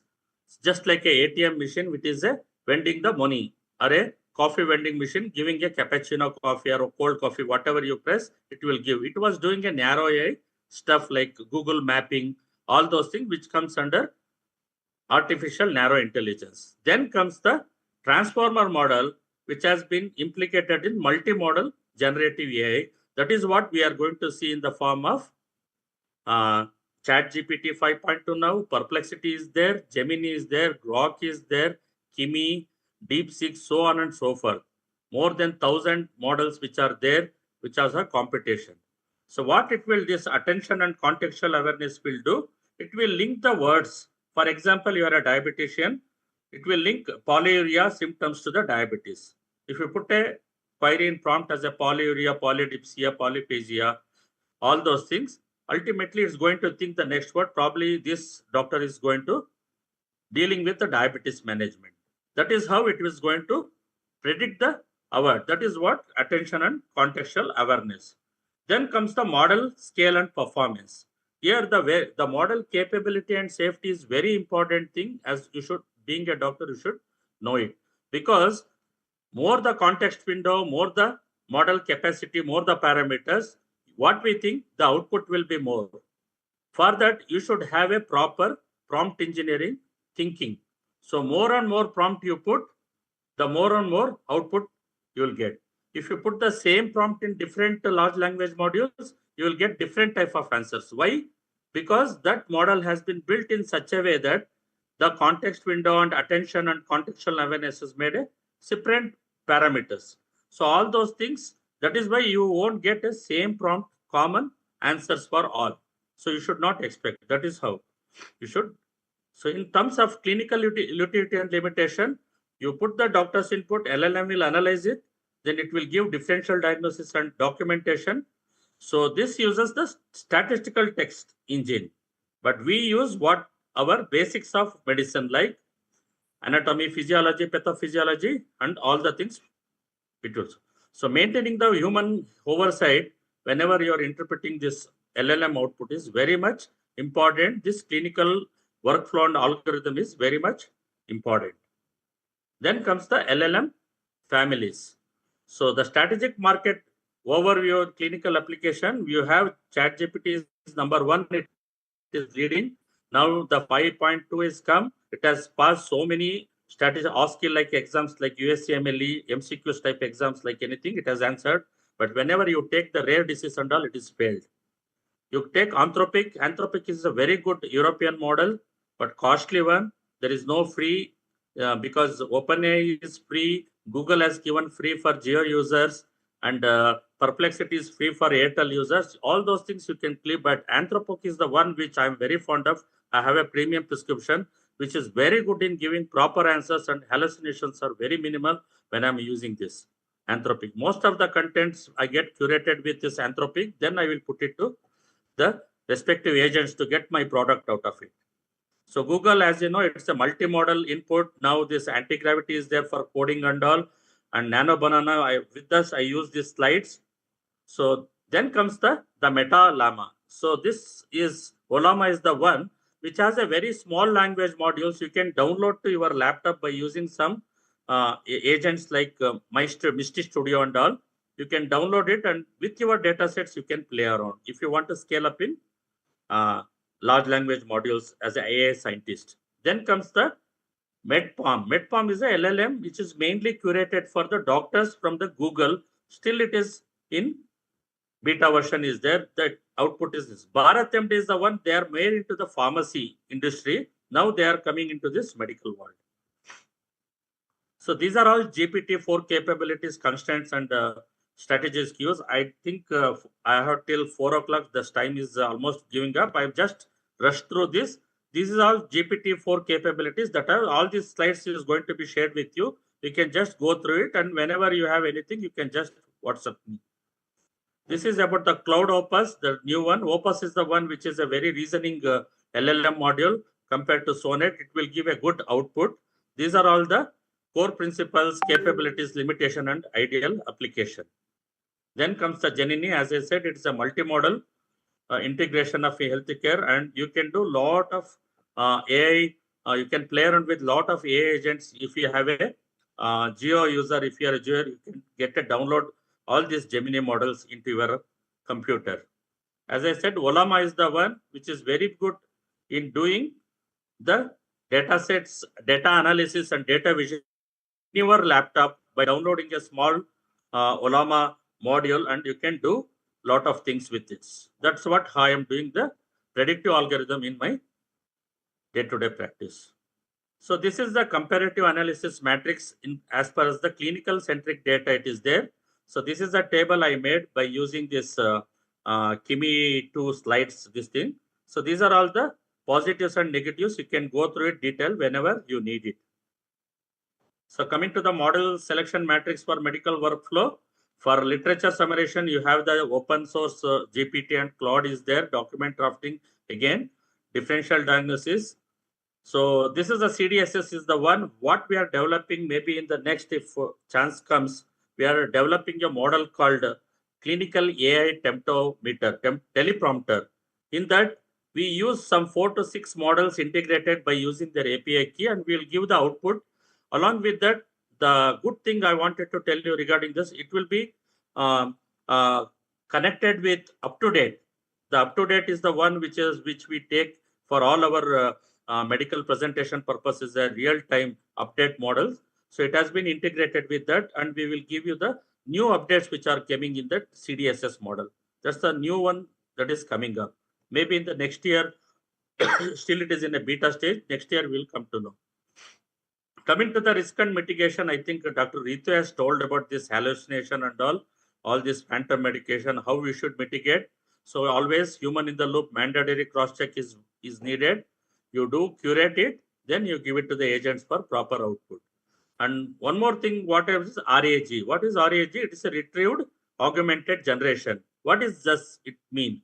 It means the prompting what we give, it is a prompt for the prompt. That means you have a ready-made prompt for that, whatever this. For example, we made this RAG system using ChatGPT or POE, one integrated LLM is there for vaccines. What we do, our Indian Association of Pediatrics, we have a guidelines for vaccination. Every year it's going to change. We uploaded this custom GPT with our RAG system, that is retrieval augmented generation. By all these PDFs we uploaded, and we asked questions regarding vaccination. It is going to give the output by using this RAG system. Similarly, nowadays it is MCP, that is model context protocol is there. MAP is there. The next, by using multiple agents, you are going to get the proper expected output. So these are all the newer features of using LLMs in our day-to-day practice. Coming to the DPTP Act, I'm not going to this because recently we had a talk in this group, I think, regarding the DPTP Act. So mainly you have to protect the health data of your patient. That is our main motto. What I told regarding this clinical AI teleprompter is, it is a PHI enabled. The protection health data of patient is enabled. If you put my mobile number, my name in that, it is not going to take that. The LLM is not going to take that. That is the level of thinking what you have done to develop that LLM for the doctors. So this is about LLM for Indian specialist regarding the data phenotype, all this bias and all, because the disease you come across as Mumbai may not be there in my Chikmagalur district in Karnataka. All those things will be there. Then comes this vernacular language differences, depending on that, the output may vary. That will be there, and culture and operation barriers. So that's a topic of discussion by itself. So this is about return of investment and all. I don't think it is out of the scope of this. However, intern should use this LLM application. What are the benefit and verification and Indian context? All these things which are there. Regarding surgeons, there are many surgeons here. You can use it for documentation, putting a discharge summary of the patient, and also, hello.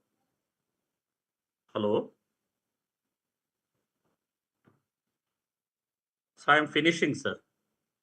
So in the radiology, LLM radiology, you can have various, Google has got a various radiology LLMs which are there in that Google multimodal. You can use that.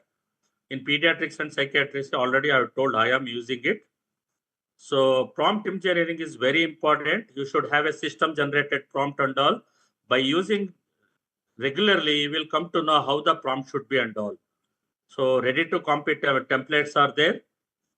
So I think I'm going to finish. These are all governance and all.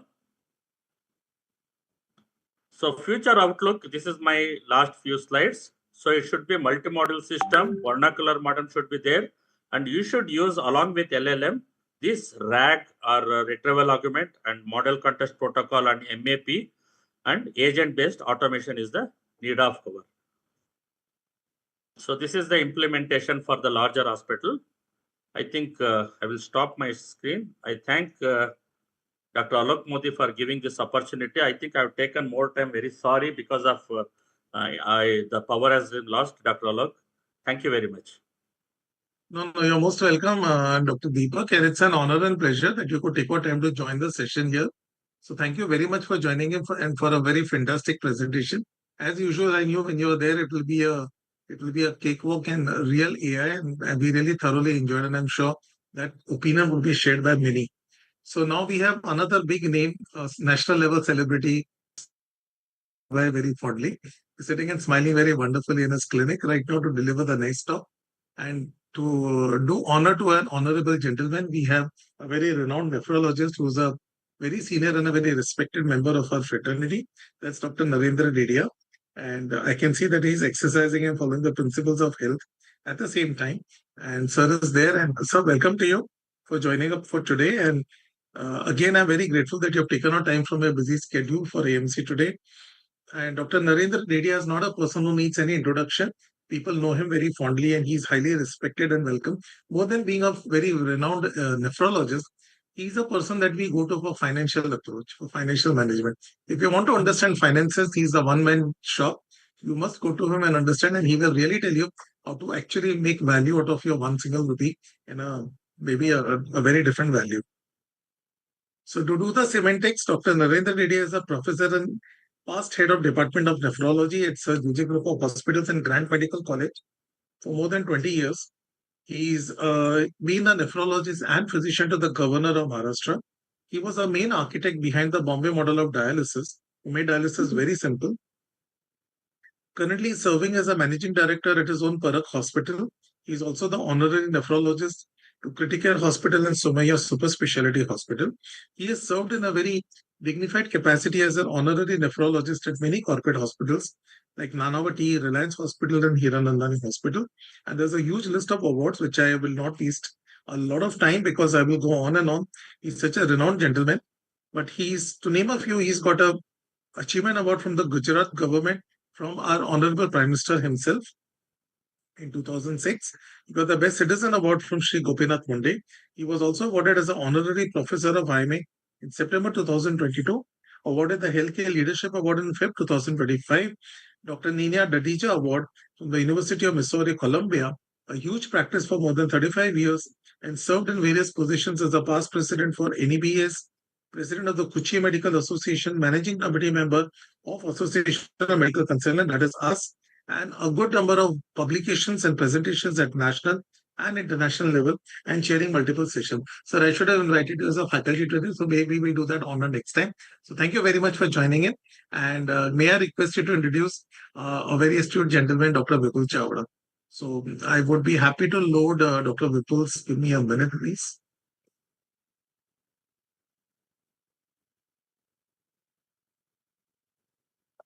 I'm audible. Yeah, everybody is audible. I just need to open up your presentation since Pramila is not well today, so I'm doing a little extra work today. So here we go. Yeah, we have a slide. So over to you, sir. Narendra, sir, over to you. Alok, for the kind words. Only most important award and very close to me was a Dronacharya award, which I recently got it. Dr. Vipul is a leading endocrinologist, and he is a chairman and founder of Rudraksh Institute and Medical Science. He's a leader in his field, and he's a treasurer at RSSDI, Gujarat chapter. He's president of Indian Podiatric Association. Also, is a national and regional faculty in HCPS. He is a leader in academic as well as the research. Principal investigator. He's author in quite a few books and reviewer of Journal of Clinical Diabetology. He has received multiple awards. Few to be mentioned here is USV Innovation Award in 2021, Excellence in Diabetes Award by Times Group, again 2021, Bharat Chikitsa Award by Government of India in 2022, and Early Career Physician Award in 2023. So we are lucky to have Dr. Vipul Chawda here. He's a young dynamic endocrinologist. Over to you, Dr. Vipul. Thank you so much, sir, for your kind word of introduction. Thank you so much, Alok Bhai, for inviting me. I am talking today about role of AI in diet. And as a diabetologist, as an obesity expert, who other than me understand the importance of diet? Because diet is not just food; it is something that makes you who you are, not only in terms of your physics, but also your mental as well as your spiritual thing. I would like to thanks here to the Association of Medical Consultants of Mumbai and AI and mobile friend and my elder brother, Dr. Alok Bhai, to have me this opportunity to talk on this important forum. So let me tell you that nutrition is the backbone of health. But today it meets a powerful ally, that is artificial intelligence. And if we combine this together, we can transform our approach, how we are dealing with not only diabetes, not only obesity, but many other non-communicable as well as acute disease that as a doctor we have to deal in a day-to-day practice. Again, as a diabetologist, I cannot stop myself by saying that diabetes is a crisis in India. More than 100 million adult is living with diabetes in India, but the number is going to double in next 15 to 20 years. The prevalence is not only in tier 1, but it is also increased in tier 2 and tier 3 cities. Not only urban India is having more diabetes, now we are also having more diabetes and rapid acceleration in rural India. And not only the diabetes is a disease of people who are more than 50 years of age, but now we are seeing more and more diabetes in younger age. Specifically, we are seeing, which is a matter of concern, is in teenage group and significant regional variation across the state. So we cannot give a blanket therapy to all the individual. We have to give a precise medicine for all the patient. Again, why diet is important and why diet is asked first? Because not only as a part of lifestyle modification that we have to focus on diet, but also from the patients and relative side also. After every explanation, their question is, khana kya hai? Even though our dietitian has spent considerable time to educate them about their diet need, their diet gap, what should they eat, what should not, still they need to ask their consultant about the same thing. So if disease is the outcome, then the nutrition. For medicine, the diet plays a very significant role to make you either healthy or make you either ill. So diet's quality is very, very important. Nutritional dense food versus processed food, they shape your metabolic health as well as your cellular well-being. Because of not proper diet or altered diet pattern, there is a chronic inflammation in the body, and ultimately it leads to many NCDs, including hypertension, diabetes, dyslipidemia, and even cancer. So disease development starts many years, and diet plays a very significant role in it. So I must say here that nutrition is not just supportive care, it is a primary determinant of a long-term health outcome across the population, and that is why I am going to discuss about diet, and also I will take help of AI to make a precise diet according to different disease category. Diet nutrition is not only controlling sugar, it is not only about glycemic control, but it is about generalized well-being. It can help to control your hypertension. We all know that salt restriction is very, very important, but the same way, balance of potassium is also important in a person living with hypertension. In cardiovascular disease, multiple randomized controlled trials as well as the real world evidence suggests the role of saturated fatty acid, omega-3 fatty acid, fiber intake. These all can modify the lipid profile as well as endothelial function and provide beneficial effect in cardiovascular disease.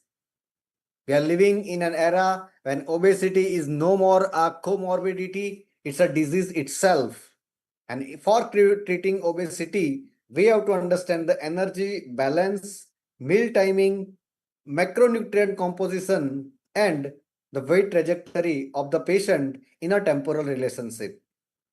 Even in the CKD, the quality and quantity of protein as well as phosphorus and sodium are very, very important to hold the progression of CKD.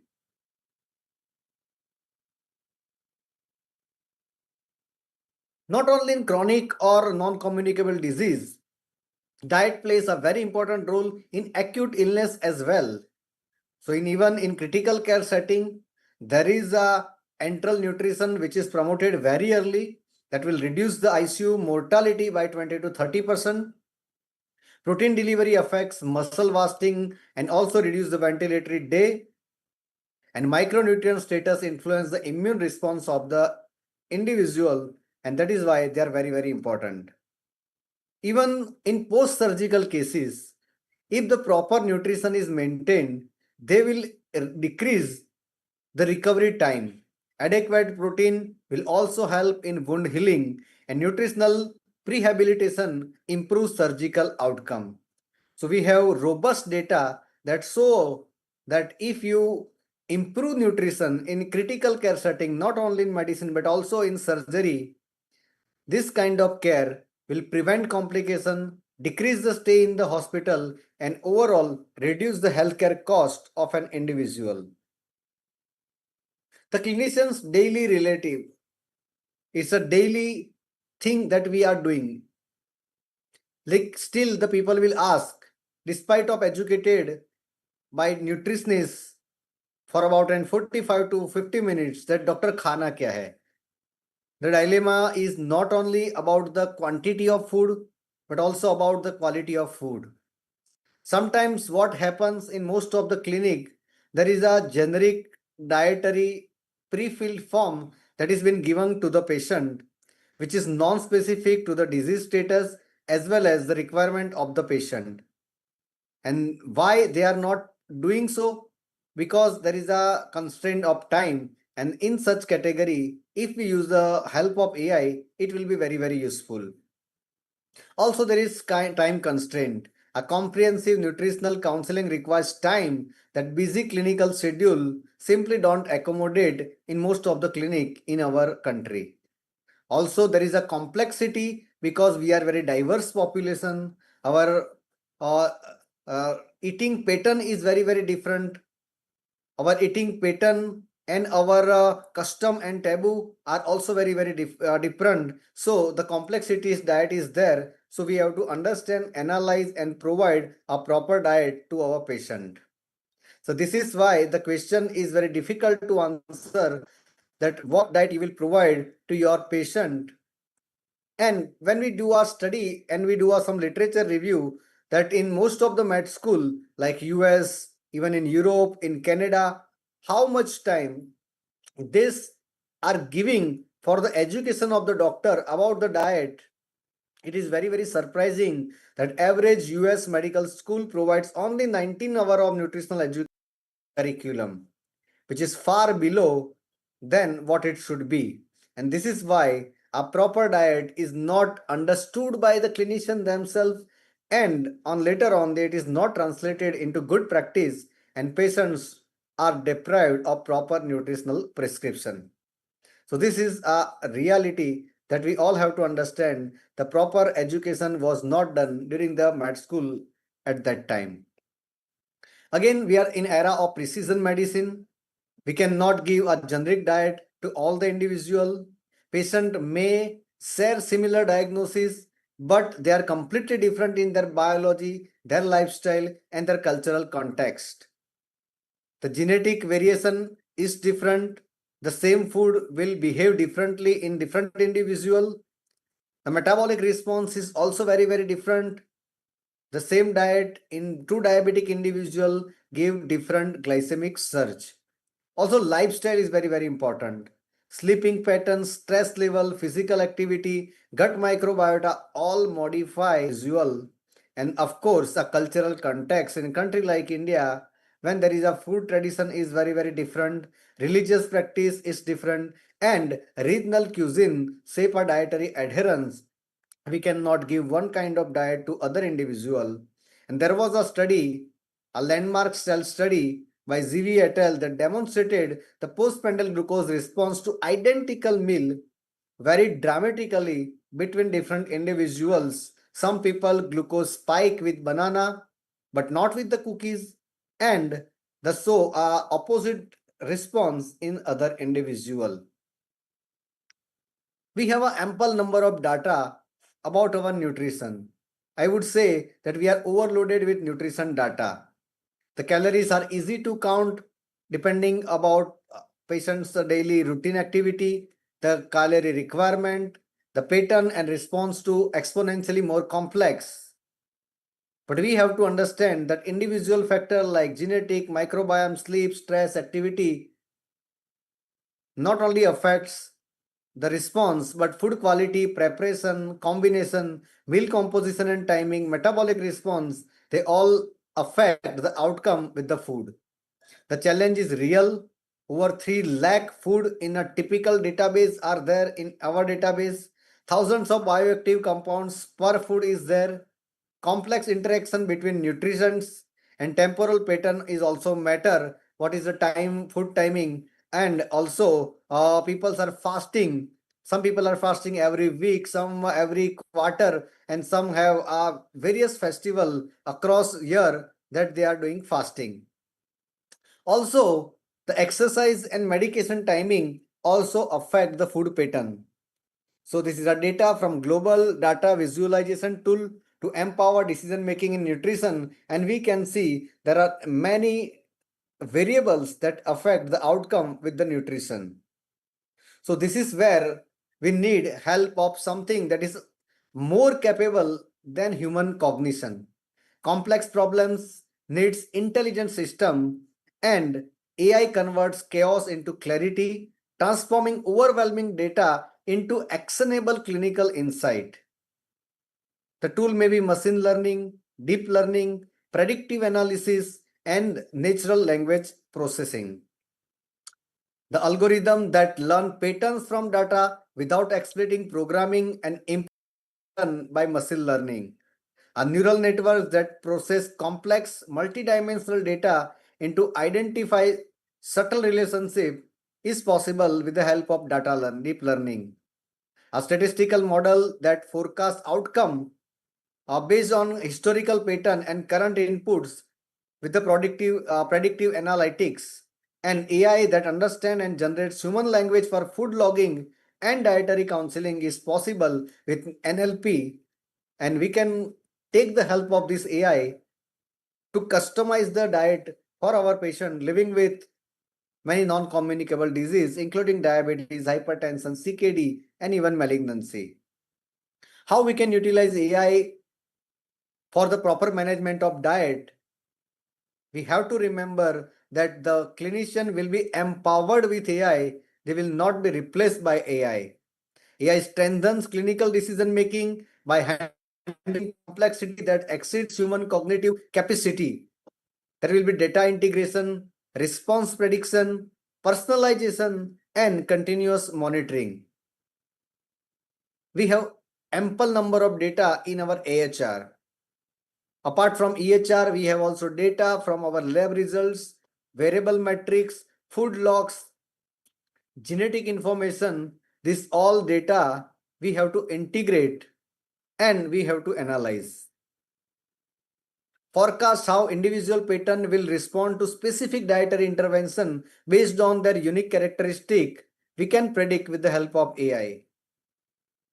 With AI, we can generate tailored meal plans that balance medical requirement, cultural preferences, and practical constraint. And also, after providing proper diet, we can continuously track the outcome in real time and adjust recommendations dynamically as patient condition evolve. So AI in nutrition is moving from theoretical promise to clinical clarity with multiple platforms now deployed in healthcare setting. So diet with AI is a future. Data sources powering AI nutrition. Contribution to AI models, we can see the EHR, the wearable technology, and digital food logs are three major sources of data. AI is not only as good as data, but it uses the data and generates massive, diverse, and meaningful understanding from the multiple sources. From EHR, we can get the diagnosis, we can get the medication, comorbidities, and historical trends that can help to formulate proper diet from the patient. From wearable technology, we can get a continuous glucose in the morning, whether there is a breakfast hyperglycemia, whether there is a pre-lunch hypoglycemia, whether there is a pre-meal hypo and midnight hypoglycemia, along with heart rate variability, quality of sleep, that all can we get with the wearable technologies. And when we have a digital food logs, we can have real world dietary intake captured through photo and also from the manual entry. And we can provide this data to AI, and AI will help us with the help of machine learning and other technology to have proper diet plan for our patient. So if we integrate AI with variables, with diet, there will be a completely miracle for our patients. Food does not act in isolation. It integrates dynamically with physical activity, sleep quality, stress level, and create a complex web of influences. Most important thing is nutrition intake. We consume milk throughout the day. There was one study that showed that an average Indian person lives 2/3 of his day in post-fed phases. We have a major meal 2 to 3 times, and also we do snacking for 2 to 3 times. So 2 hour postprandial phase is a 2/3 of our total day time that was studied in one data. The metabolic state is also very, very important, like energy balance, physical activity. Though we are not so much fond of exercise, but still exercise and movement pattern is important to create a proper diet plan for our individual. The duration and restorative sleep phases are also important, and stress response, how the cortisol axis as well as adrenal axis is working, that has to be integrated into proper dietary plan. Now CGM is a very common reality. Before 5 years, we are not using so much CGM. I was at Singapore in ATTD meeting, and we are very surprised to see that so many companies are coming with wearable device specifically for continuous glucose monitoring. My mentor Dr. Bansi Sabu tweeted to the answer of PMO tweet that if we can produce the mobile phone, the PMO tweeted that more than 90% of the mobile in last 5 years are manufactured in India, and that is how we are producing cheaper mobile for our country. And then sir again retweeted that post and said we can also produce a CGM monitors in India also, because they are very costly, and most of the time the cost is because of the tariff. If we can import the gadget in a multiple parts and assemble in our country, we can spare so many monies from this device. Again, the CGM is very costly. The cost is taken in terms of the therapy cost.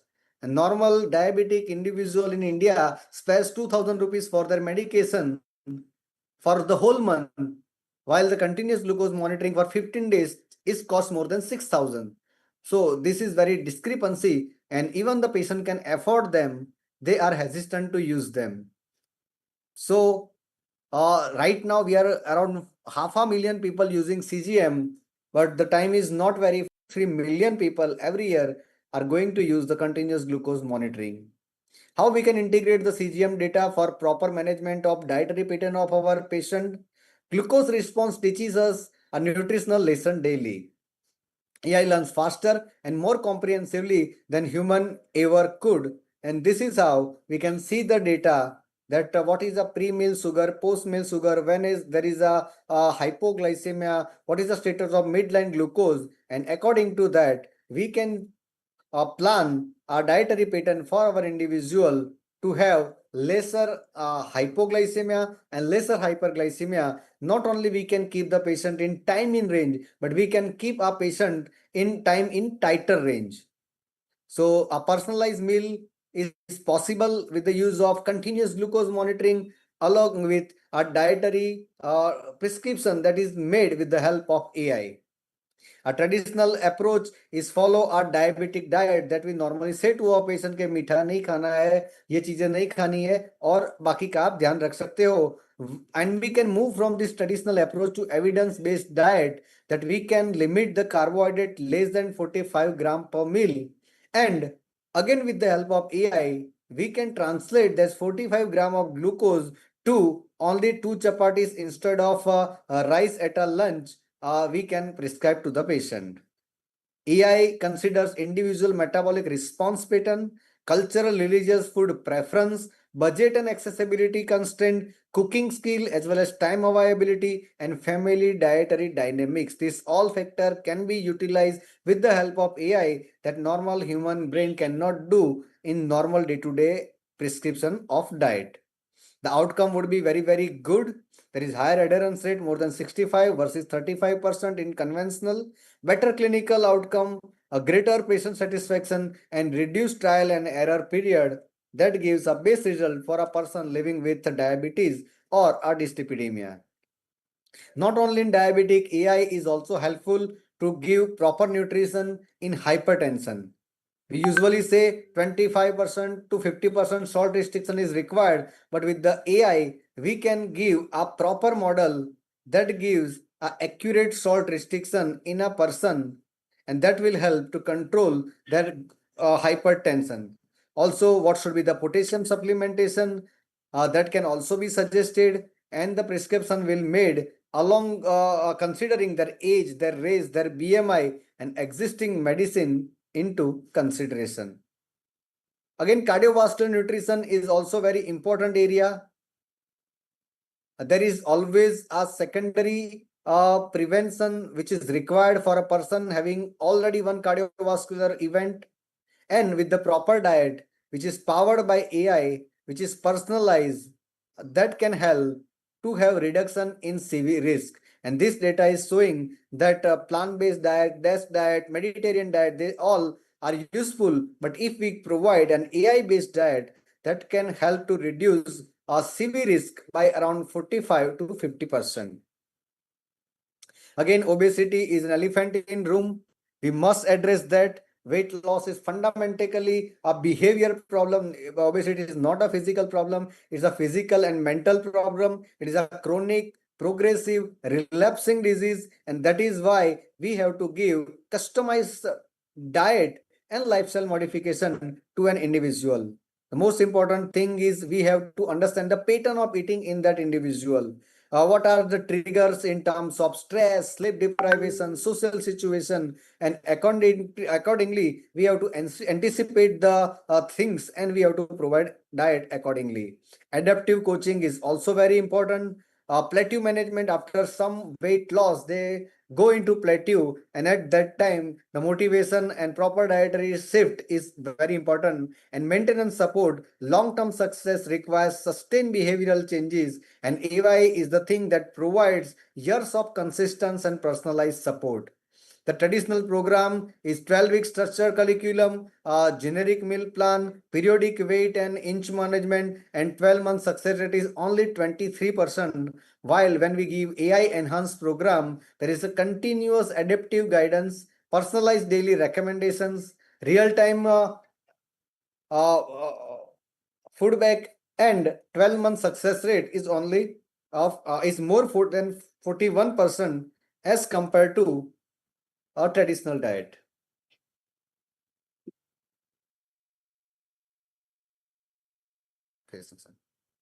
So also the diet will be helpful in the renal patient as well.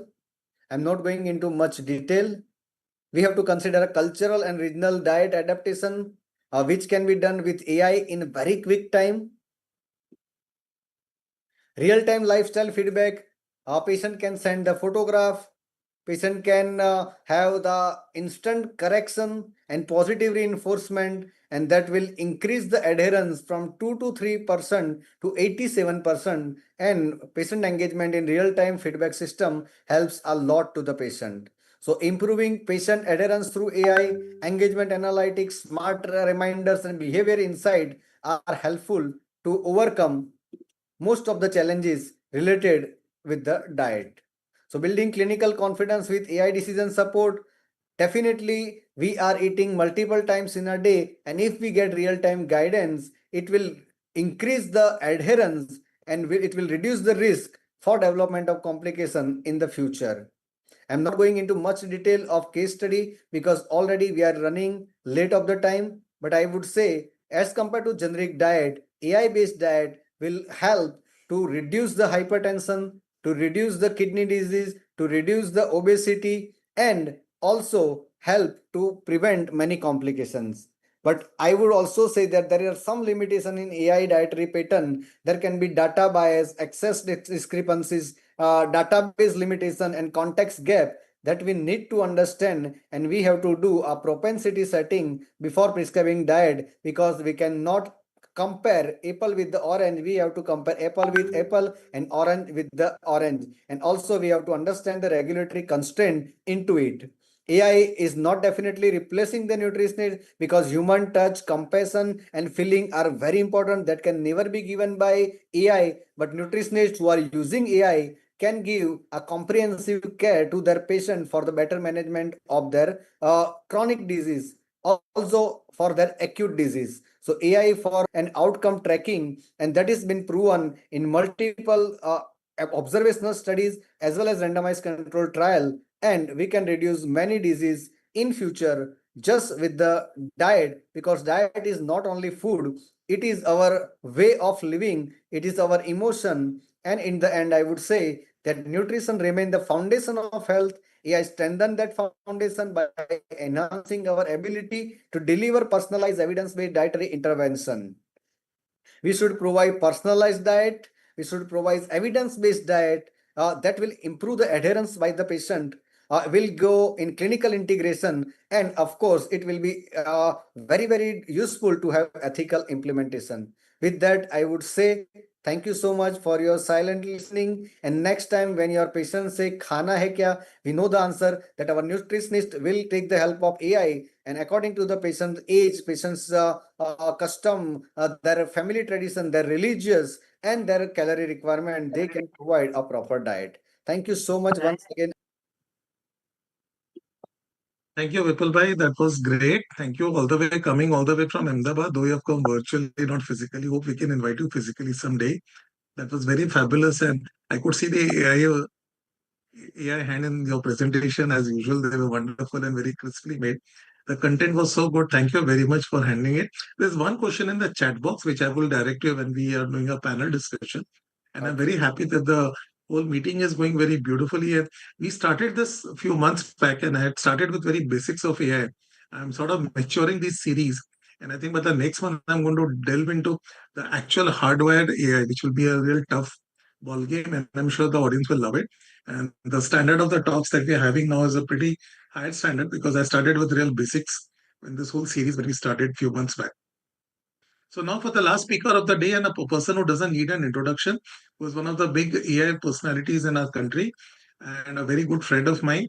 To introduce him, we have none other than Dr. Rajendra Tiwari, who's another big name in the Association of Medical Consultants. Dr. Rajendra Tiwari is a gynecologist by his specialty, and he is a very busy man. It's difficult to catch him from his practice. He's doing phenomenal work both in the practice and outside the practice.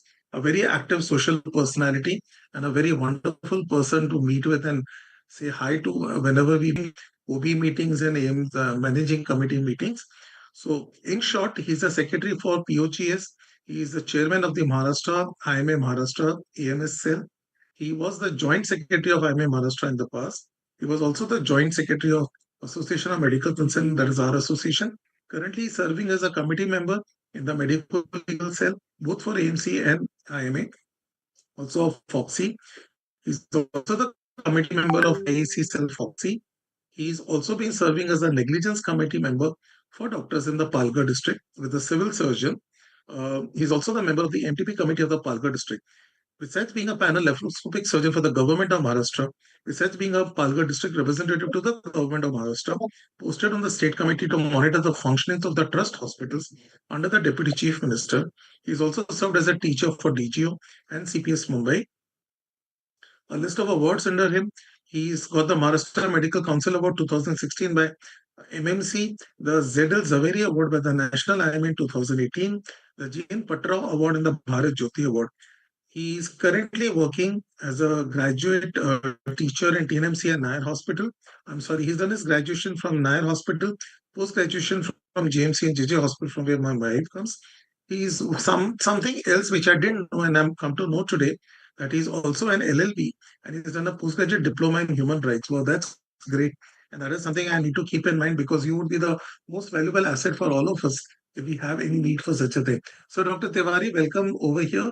It's an honor and pleasure to welcome you on the virtual dais. Thank you for taking out the time. And I would pass the baton to you to introduce a big name in AI, which is Dr. Hirani. Thank you, Dr. Alok. I'm humbled by the introduction you have given. Thank you for the opportunity to introduce a great personality, Dr. Harshal Hirani. He's MBBS and he has done fellowship in diabetology as well as PG diploma. Just 1 second. I'll just switch on his introductory slide. Just give me a minute, please. Since I'm doing a double work today, I hope you all mind. Pardon me, because, like I said, I think because you are an AI personality, these people are not helping you today. They have become a little lazy. No, Pramila is not keeping well, so she was not able to join. I'll just share manage kar lenge aisa. Thank you for the kind words. So here we have, can we see my screen share for Dr. Hirsch? Yeah. We can see. Yeah, so there we go. So over to you, Dr. Tiwari. Yeah, thank you, Dr. Alok. Dr. Harshal, indeed it is our pleasure to have a great personality like Dr. Harshal Atul Hirani. He is MBBS and fellow in diabetology, and he's also a PG diploma in medical law, ethics, and policy making. He's a clinical and research he has done for 2 years in diabetology under Padma Shri Professor Dr. V. Mohan of Chennai, India. He's a winner of Torrent Young Scholar Award 2019 as Best Fellow in the Diabetology. He has done masterclass training 2021 in diabetes, diabetic therapeutics and technology from Jocelyn Diabetic Center at Boston University, USA. He's a gold level training. He has got a gold level training certification from Time Range Academy, Park Nicollet International Diabetes and Management Center from Minnesota, USA in 2021. There are so many things he has done. He's a PG diploma in medical law, ethics and policy making from the National Law University, Gandhinagar. He holds advanced certification in AI medicine from US University. He is a founder director of Doc Yantra Private Limited, a startup in AI and healthcare solutions. He is a founder of Shift Foundation, and he has authored chapters and peer-reviewed journals, articles in various journals and various reputed magazines like textbooks and journals such as ADA. He is a winner of Best Research Abstract Paper in DTech conference and with Dr. Mohan V. Mohan. Over to you, Dr. Harshal. Welcome you. Thank you. Thank you So, so much. before we hand over the baton to Dr. Hirsch, he's a very dear friend and a pioneer in the field of AI. We do a lot of work together. We both are co-founders in Shift, and believe me, he's such a busy man. I hardly get time to talk to him. He's putting multiple fingers in multiple AI tools. And something which struck me is that everybody keeps asking this question: how do you prompt in AI? AI creates a lot of problem because we don't prompt, you get a lot of hallucinations and garbage out. So it's a very tough topic, very difficult to understand what is prompt engineering, but I won't take away your time, Dr. Hirsch. I thought he's the right man who will actually teach you what is prompt engineering. So with that introduction, over to you, Dr. Hirsch. And we have taken 15 minutes of your time, and I will cut down 15 minutes from panel discussion, and I will not cut down your time. Thank you very much. Thank you. Thank you, Dr. Rajendra, sir, for those kind words of introduction. Thank you, Dr. Alok, boss. It's always a great honor and privilege to be part of the sessions you're innovating, creating, and it just enables a lot of us to bring value to the session. So, and yes, I'm going to keep it short and sweet as much as I can. We'll make sure the time doesn't get crunched. So with this brief introduction, can I share my screen? Is it available? Are you able to see it? Yeah, you have the sharing rights. You have the sharing rights. You can just click the share. Yeah, there you go. There you go. So Dr. Will, Dr. Ritu, and the entire team, I think a lot of us are here, and it's very exciting to you guys have set the stage beautifully for me to come forward and take this session. So welcome everyone. This is my brief disclosure. There is no conflict of interest for this session. None of the tools proprietorship have any sponsorship or any other financial interest on the same. Just short disclosure on use of AI for this next 10 to 12-minute presentation. A lot of AI research tools have been used to build this presentation. So there we go. So once again, a warm gratitude and thank you to Dr. Rajeev, who is the president, and AMC, Dr. Prashant, Dr. Navneet, Desai, and our beloved Dr. Alok Modi for convening this session and bringing this very interesting topic, making it a very important learning session for all of us. So I was privileged to be part of previous talks as well of AMC, and so much of amazing topics the entire team is bringing about. So now I'm going to begin my talk, which is on prompt engineering. So this picture actually beautifully depicts how the healthcare is getting transformed as we speak now. How us as doctors are starting to interact with the artificial intelligence, and how beautifully that convergence is actually shaping the care of to our patients into a completely new level. So, as someone rightly said before, I think Dr. Vipul's session, he concluded that AI is there to be here, and it's just going to augment things how we do. Now, for that to happen, let's understand why the AI revolution is so critical and why now? Why not 2 years back or maybe 4 years back? Because the clinical utility of any AI is not inherent to its model, but it is purely unlocked by the skill of the user. So till now we believed कि यार AI को कुछ भी हमने feed किया वो AI को हमें respond करना है in the way we are expecting. Well, that's a belief system, but the reality is completely different. It is dependent on the skill of the user. It is dependent on the skill of the person who is interacting with AI to be able to actually elicit a response. So it's just like in clinical examination days. There are certain neurological tests. If we did with say the hammer, then many times the reflex will not be elicited. तो इसमें test की गलती नहीं है that the reflex is not getting elicited in the lower limb. It's the mistake of the clinical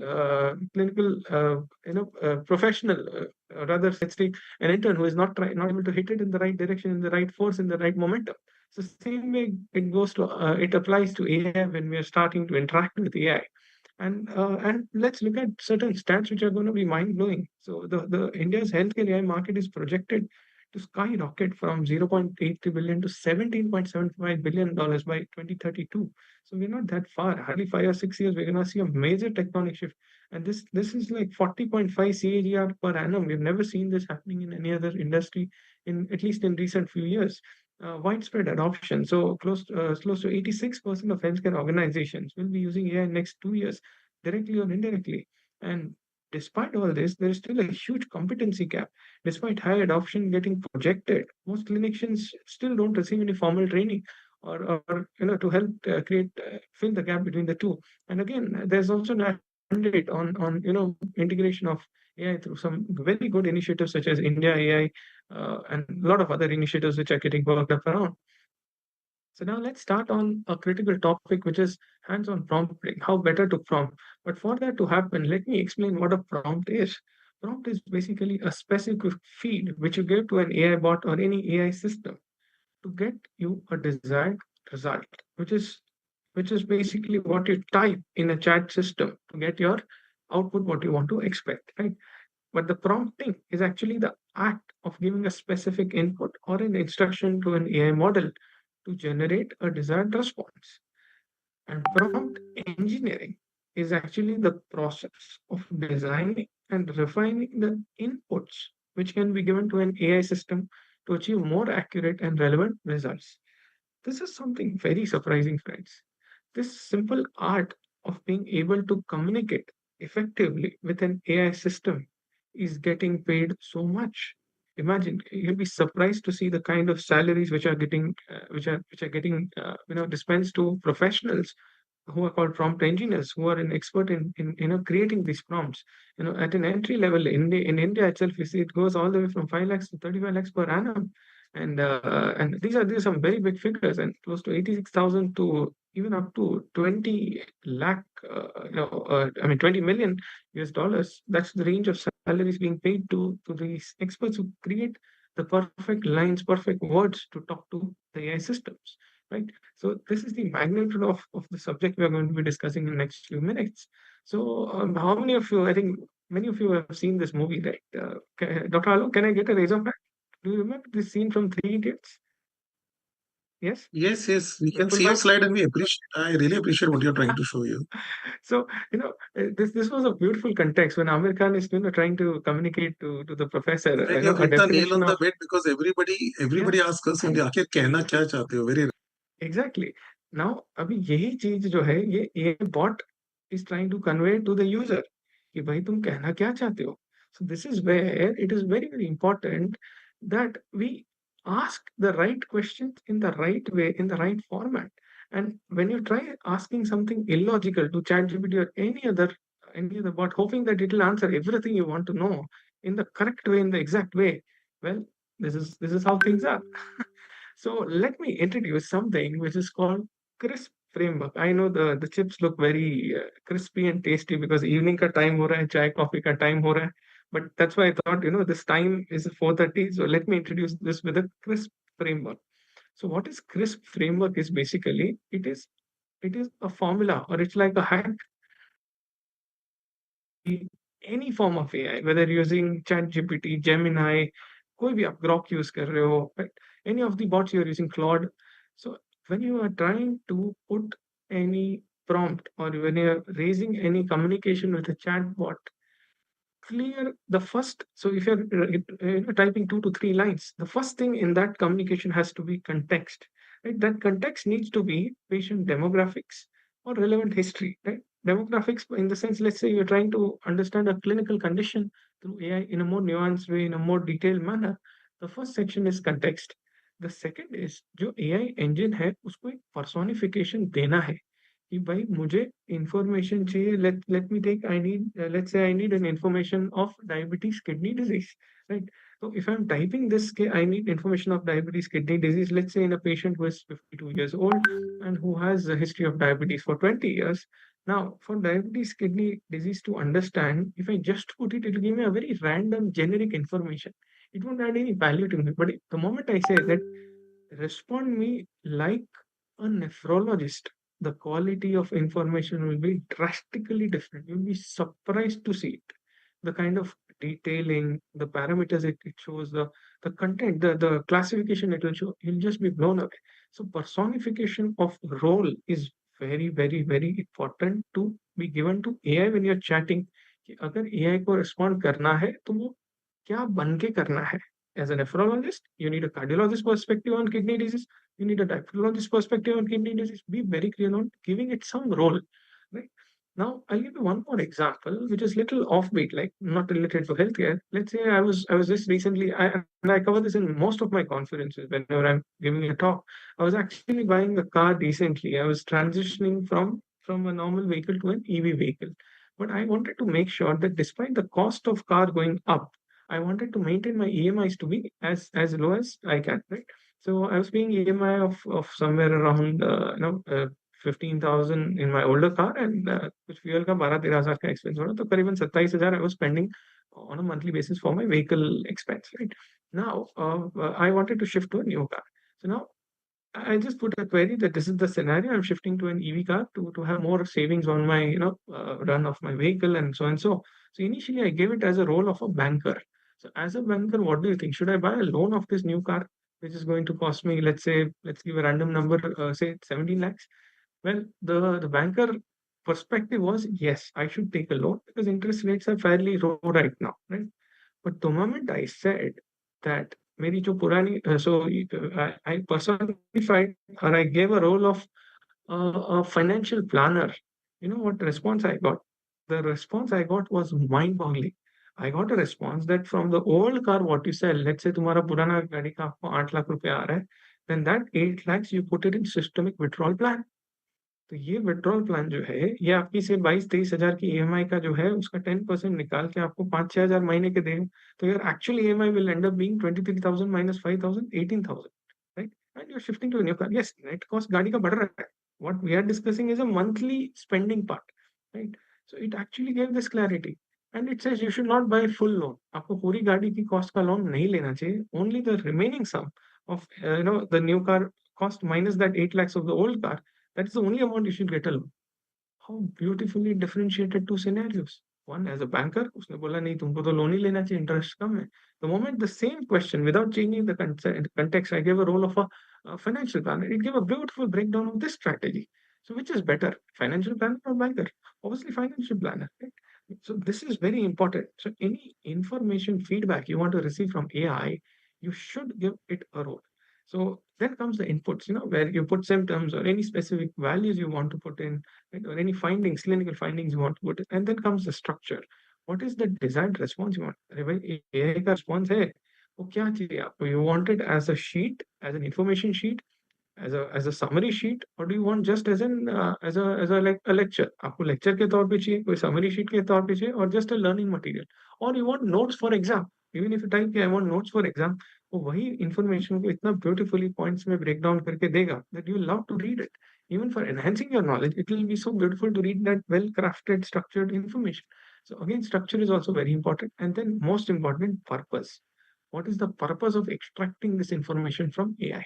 Right? Whether you want to have a more better learning of differential diagnostics, whether you want to use this information to educate other professionals or other peers, or you're looking at understanding different plans of treatment in XYZ conditions or XYZ scenarios. So be very, very clear. So I repeat: context, role, input, structure, and purpose. The 5 elements of CRISP. Very, very important. If you crack this, if you hit this, trust me, friends, you'll be blown away by the kind of responses AI will give. और फिर आपको वो thought चला जाए कि अरे AI तो कुछ भी information देता है, ऐसा नहीं होता. If you're good at communicating and writing the right things in the right format, in the right structured way, trust me, you'll be amazed.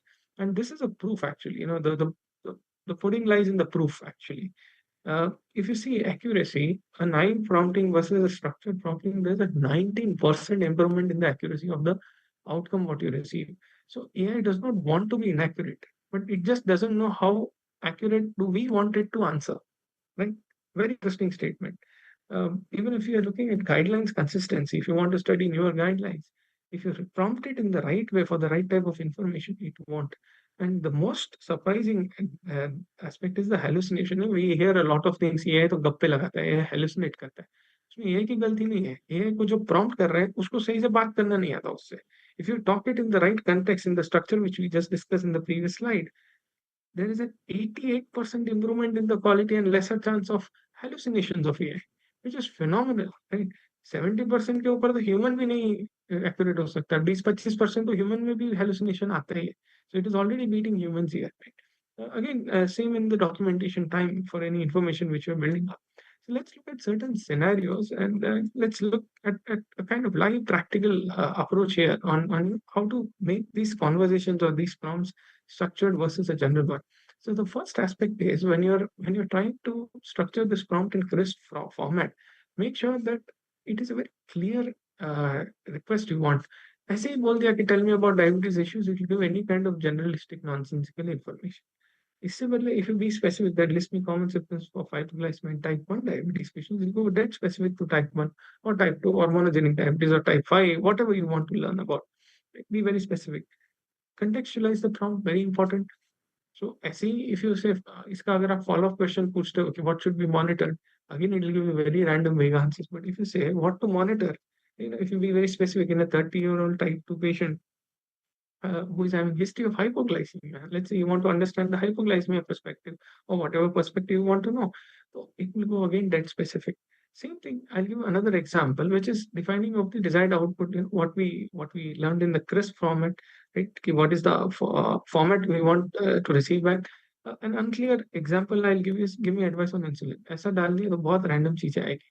Rather, if you put a clear output request, you provide a step-by-step plan for adjusting a co-formulation insulin inputs. It will go very specific. It will not give you a premix one. It will not give you a basal one. It will give you a dead specific co-formulation insulin dosing only. Right? It's that define your question or query specifically.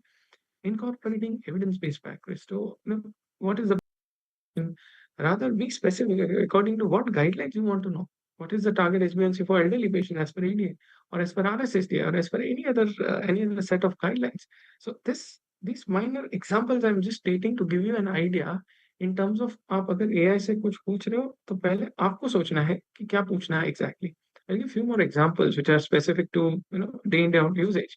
So again, a very general typing can be tell me about elderly cardiac patient comorbidities. Right? ठीक है, we want to know about geriatric population care, comorbidities in cardiac care. Fair. Nothing wrong in the question. But what is wrong is the quality of question. It's not a good quality of question for AI. Rather, to be that specific, provide a summary of 65-year-old female patient with medical history, give a brief symptomatology if you have anything to specifically hook AI to, including relevant comorbidities, current medications, and possible reasons for hospitalizations. Answer का objective same है, उद्देश्य वही है कि we want to understand cardiac patient comorbidities in elderly, but you have defined it larger. तो AI का जो brain है वो हम सुई घुसा के थोड़ा उसको we are prompting it to think larger and on a broader perspective.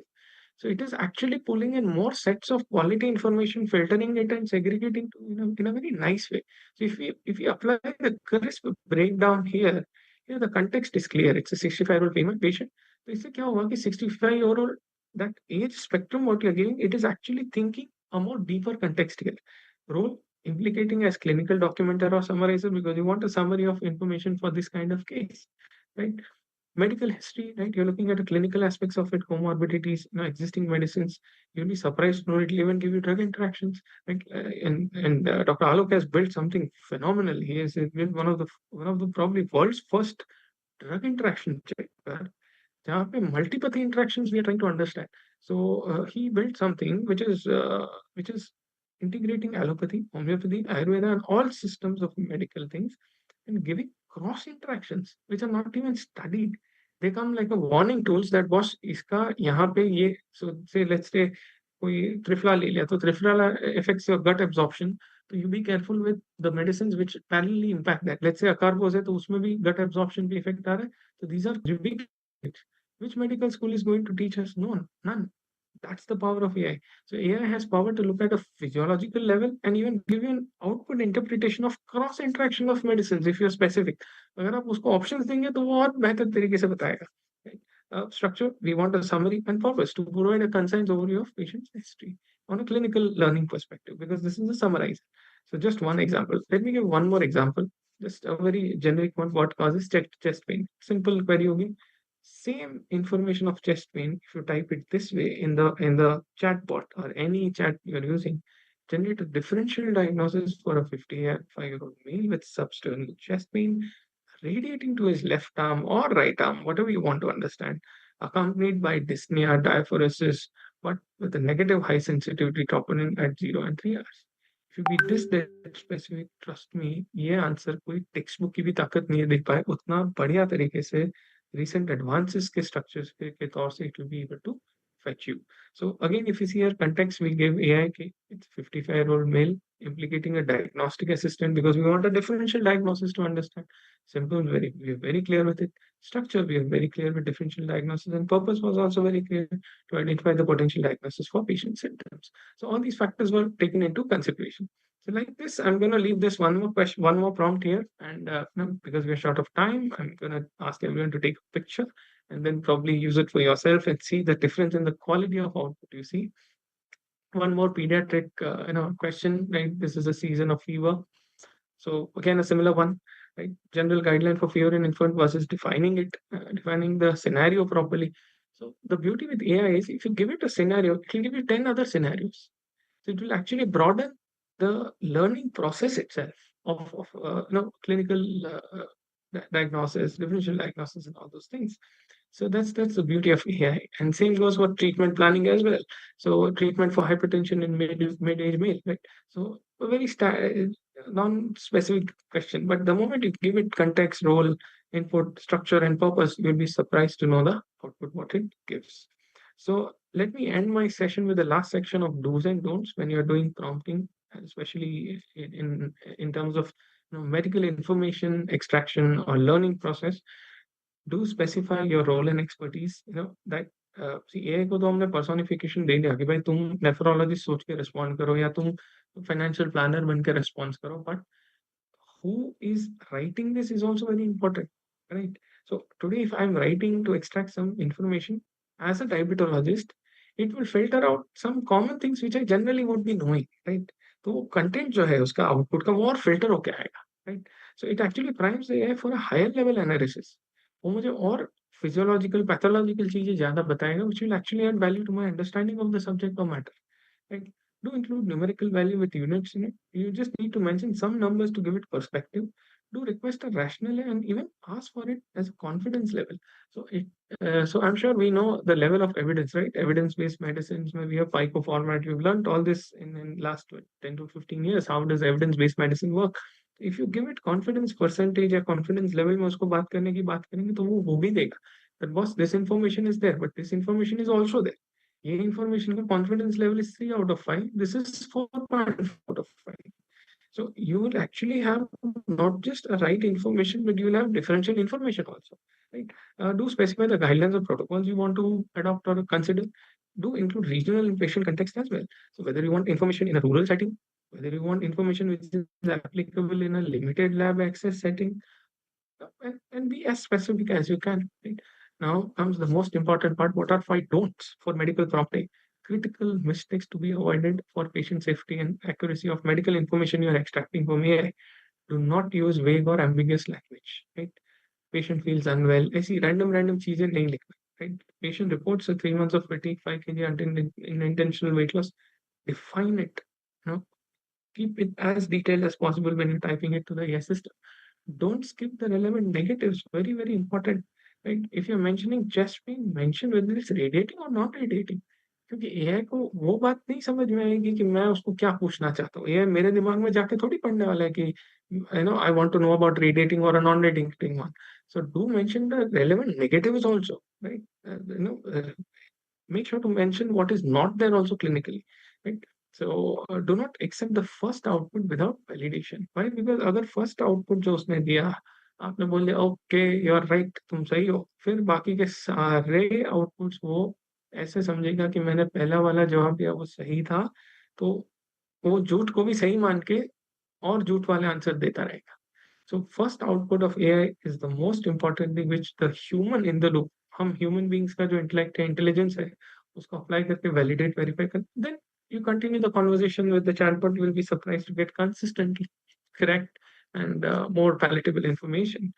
Do not forget key contraindications. So suggest the best treatment for allergy in CKD. A very, very wrong statement. Rather suggest best treatment considering CKD stage 3B for allergy. Right? Define it. Random डाल दिए, वापस random चीज आने वाली है, right? So do not use undefined abbreviations. MS patient, right? MS can be multiple sclerosis and mitral stenosis also. AI को कैसे समझ में आएगा हम क्या जानना चाहते हैं? So do not use undefined abbreviations. So 5 take-home, key actions and take-home messages from my side for any. Adopt the CRISP framework. Specify role, context, and guidelines for the medical information you're wanting to study and take it out. Use chain of thought for complex cases. यहाँ पे पहला output जो AI का आएगा वो बहुत बहुत important रहेगा to be studied across. That's very important. Create templates using AI. Start understanding diagnosis, metabolic assessment, the drug safety aspects, and so many things like this. And remember, AI augments, it never replaces. Right? You are a clinician in command. AI is a powerful co-pilot, but not a replacement to your clinical judgment, right? So this is very, very important. This is the last slide of having efficient interaction with LLM. Some simple tips, right? Understand the capability of the chatbot you're discussing first. जैसे अगर आप chat GPT में कर रहे हो तो it is very good in the linguistics. उसका writing power बहुत बढ़िया है. But अगर आपको information references वाली validated चीज चाहिए, then you should use for perplexity. Right? Every chatbot has a strength. Because perplexity का एक एक लाइन वो रेफरेंस टैग करके देगा कि भाई मैंने ये लाइन का इन्फॉर्मेशन यहाँ से होता है. It'll give you an evidence based, slightly more evidence based information, right? At the same time, अगर वही information को एक palatable format में डालना है तो आपको अगर उसको chat GPT में आप डालोगे तो वो और उसको बढ़िया तरीके से compile करके देगा. It has got a beautiful compiling power. Now, if you want a medically, robust or detailed information or a detailed information which can be created as a notes, then Claude is the best one for that because Claude has power to write long things. Like it can even write 30-40 pages on the go. That much power is there for it to write and compile the information. So every tool has a unique strength and unique benefits. Break down complex questions, use specific instructions, ask follow-up questions, provide feedback. So this is where I think Dr. Alok will share a beautiful story. He has been, he appreciates AI when it gives right answer. What this does is हमको ये मजाक लगेगा अरे इसमें क्या हो गया machine ही तो उसमें थोड़ी आत्मा है. But friends, let me tell you, if you appreciate a good feedback to an AI answer, what AI algorithm understands it, that it is approaching the right type of sources to get you the right kind of information. अगर उसने NIH की library से या PubMed से information निकाली and it has been correct, it has been helping you, if you appreciate it, it will have an algo mapping कि next information वो वहीं से जाके निकालेगा. So it will actually get better and better in giving you more better information over time. So appreciating, just like how we appreciate each other for doing these things, is a very important because it creates something called feedback loop algo system in the AI engines. Very few people even talk about this or discuss about this. And the last but not least, experiment with the prompt formats. Start getting comfortable. To make all of your journey pleasant and amazing, we as a team, Dr. Alok, myself, Dr. Vipul, Dr. Ritu, and all of us who are there today, we are all coming up with one of the India's first prompt engineering mastery training, which is a 3-week module, 3-session module, which is coming up. And the idea is let's start new with new skill, new clinical edge, and let's learn the language of intelligence in terms of prompting mastery. And for all of us, well, interest with this QR code, and we'll get back to you with more details about the program and how it will be rolling out. So with this, I come to the end of the session with a positive quote from Alvin Toffler: "The illiterate of 21st century will not be those who cannot read and write, but those who cannot learn, unlearn, and relearn. With this, I end the session and hand over back to Dr. Alok. Thank you so much for this opportunity. Thank you, AMC. Wishing all a very, very great evening with a nice cup of tea and coffee and some crispy snacks. Over to you. So thank you, Harsh. But then I am very, very unhappy with you. I'm sorry. I was very disappointed today. The reason I'm very disappointed is because the should have been held in the real official classes that we would be commenting, and you've opened up the whole masala. You've taught prompt engineering from A to Z in such a fantastic manner.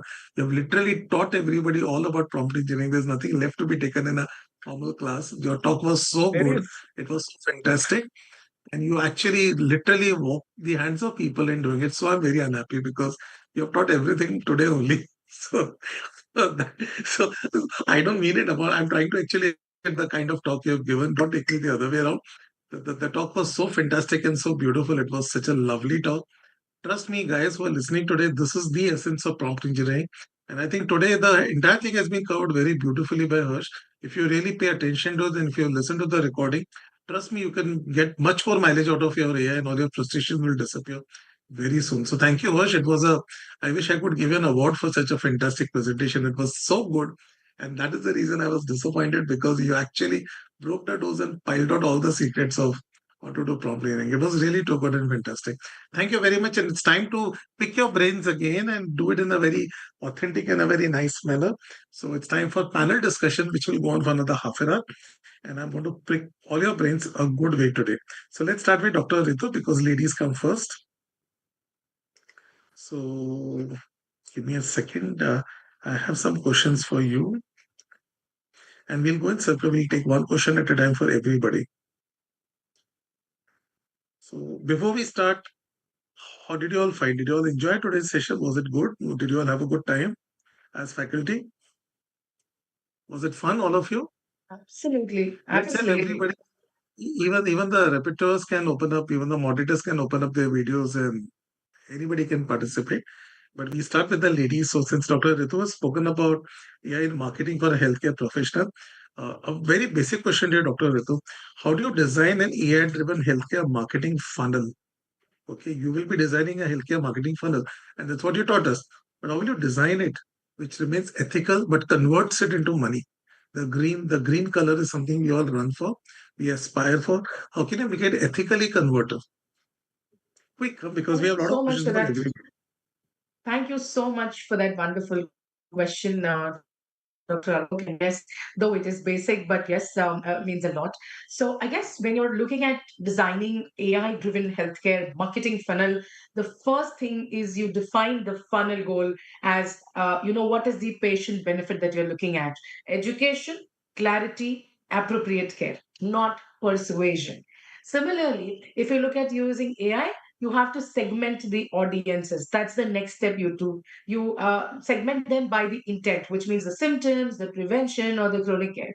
And then you can serve the evidence aligned educational content with clear when to seek care triggers. You should keep all the claims that you are putting up there much conservative given the current scenario. You should avoid guaranteed results, as I told you while I was given my talk.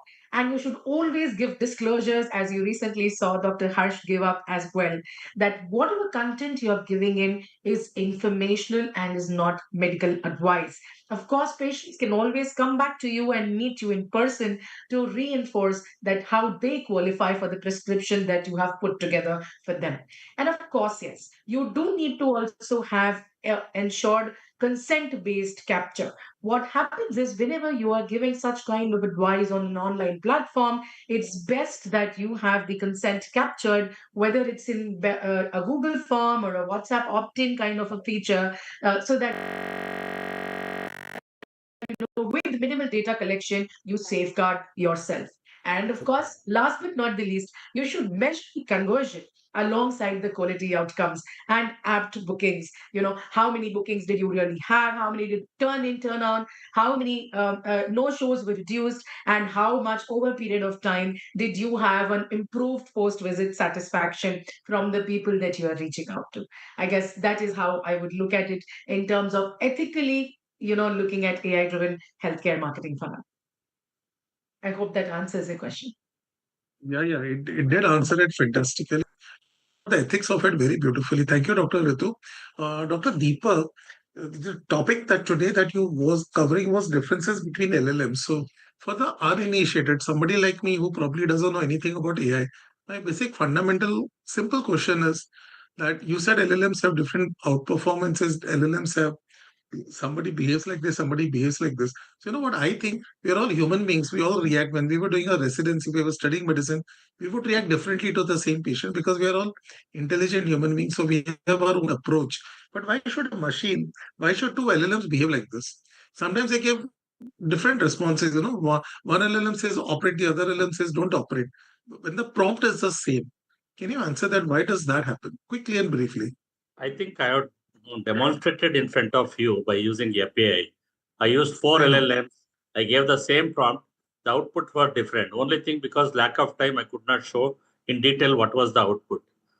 The basic anatomy of physiology of LLM, if you know, I think many doctors can understand. The anatomy and physiology, anatomy, what it gives, how the LLM has been made. As I said, when you put the prompt in the context window, it will fragment into tokens. So that tokens will be taken into that LLM as a embeddings, and it will go to attention, then it becomes softmax, and the output will come after going the deep learning. All this phase called deep learning. So what the context which is there, it will be the parameters what they have taken, it will take into consideration. So that is why each and every LLM has made with the different parameters and different data sets, the output will be different. If you change the prompt in certain slight extent, it will change the again output. The same LLM will give different output. See, that is how the understanding. The main thing what you understand is the AI do not have brain. It has got a neural network type of it is. You have to take it as a pinch of salt. What I can tell, it is not 100% the brain neural network what we have. We can think we have that cognition. AI is completely everything. If you put an image, if you put a voice, it will be do it into fragment. It will consider as 0 1 0 1 0 1 1 0 1 0 1 0. It's called binary coding. So whatever is towards 0, it will take as a negative. Whatever towards 1 is positive. By doing some differential loss counting and all, by adjusting the weight, it will take the probability, the one the LLM will do. And sometimes you heard of black box phenomena, where you put something, how it will come. So even the designer of that LLM won't be knowing. I think the basic understanding anatomy and physiology of LLM, if you know, then your human in the loop will come, and the responsibility is the main thing that we have to, finally we have to see the output, and we have to curate the content, and then we will have to use it. So what I'm realizing is by listening to you, Dr. Ritu, Vipul, and Harsh, is you guys are so good in AI. I have to give one simple prompt. You guys come out with an encyclopedia of knowledge. I think you people are forgetting you're human beings. You guys are turning into hardcore AIs yourselves. So I'm got to learn from you. Seriously, I need all of it. Enroll me for your classes because I've got to learn I a think, lot. The amount of Dr. knowledge you Alok, people are pouring out is huge. Huh? Yeah, I tell have me. sent one YouTube link, Dr. Alok, in the chat box. I don't know these delegates are going to see that or not. It's for the host and panelists. It was there in the chat box. Please share it with We will send a mail. We will send a mail to everybody. I'll ask the office to take care of it. I saw that. That's really sweet of you. Thank you very much. That's really nice, and we will definitely put it within up. 30 minutes is very difficult to tell about LLM. And one more, I've made the PPTs of how the LLM will works. That also I think you can share it. Sure, we will do that. We will do that. Thank you very much for that. Now we come to Dr. Vipul. Dr. Vipul, you conducted a beautiful session on why AI can be superimposed over a dietitian, and yet you want to keep the human or the dietitian in the loop. So before I ask my question, there is a live question from the audience. So that gentleman gets a preference here. So Dr. Mistry wants to know that in case of obesity with severe hunger pangs at approximately 2 a.m. in the night, in one of his patients was undergone weight reduction surgery, bariatric surgery, few years back. Now he's been dieting during the daytime. Now, what would you suggest using AI? How would you suggest using AI to combat these hunger pangs? It will have a long answer. I'll request you to keep it short and sweet. Yeah, so here I would say that AI is just for our support. This is very simple case. Post-bariatric surgery 2 a.m. hunger span is clearly a dumping syndrome that we all know. So what is written in medical book and what is we are observing in real world, the simple answer is the patient should take a less carbohydrate containing high fiber, high protein diet at a meal time in his dinner, and that there will be a dumping syndrome. There will not be a 2 a.m. hunger span. So here no AI is required. It's a clear cut medically written complication of bariatric surgery, that is dumping syndrome, that is happening to patient. And here I think we should take the help of AI when we think something is complicated, something is special, required to do something. Here are clear cut straightforward case of dumping syndrome, and high protein, high fiber, less carbohydrate containing dinner will solve this problem. Okay, so that tells you that AI is not required everywhere. Thank you very much. So people like me have some leeway over there. So If you Dr. have Ritu, something, so it is not necessary that you should use it every time. that's that's very sweet of you. So Dr. Ritu, one simple question to you. When you're using AI for getting market inputs and targeting certain, may prefer certain groups or certain strategies for getting revenue, but it could be biased. Any suggestions? How can you prevent such biases occurring against religion or caste or certain pin codes, something like that? Absolutely. So again, I think bias is a very, very important point because, like Dr. Harsh also reinforced that it is all about what is the prompt that you're looking at and what is the requirement that you're looking at when you're putting up your ask there for AI. So definitely, yes, we need to avoid sensitive targeting based on projected attributes, whether it's religion, caste, etc., and be very cautious with whatever words or proxies that you're using, like a pin code, which may recreate certain socioeconomic bias as well. So biases are always when you're giving in these kind of words, so stay away from them. Similarly, also we must regularly test whatever campaign you're designing across the different demographies that you're looking at, so that you have an unfair exclusion. I mean, you don't have an unfair exclusion, right? So who is the one who's looking at affordable one, who's the one who's looking at affordable options, and so on and so forth. Similarly, use balanced content sets. For example, education is for early disease. Similarly, education for support and education for affordability. So what happens is people know that which are the regular things that they want to go for, and they can absolutely choose, and they can get simplified language output in the terms that you're looking at, rather than having a bias. Say for example, somebody who's from the poor strata, or I shouldn't use that word, maybe lower economic strata, getting something which is getting an output which is not even going to be an affordable segment for them. Similarly, if you have ability, you should always look at a human review of targeting the rules that you are applying, or the fairness audits from time to time, so that your quality does not get disintegrated, and therefore accordingly the follow-ups should be very much frequented and regulated. And of course, when it is healthcare, it is the safest default to have a broad educational reach with opt-in personalization rather than aggressive micro targeting, because that will then do more bad than good for you.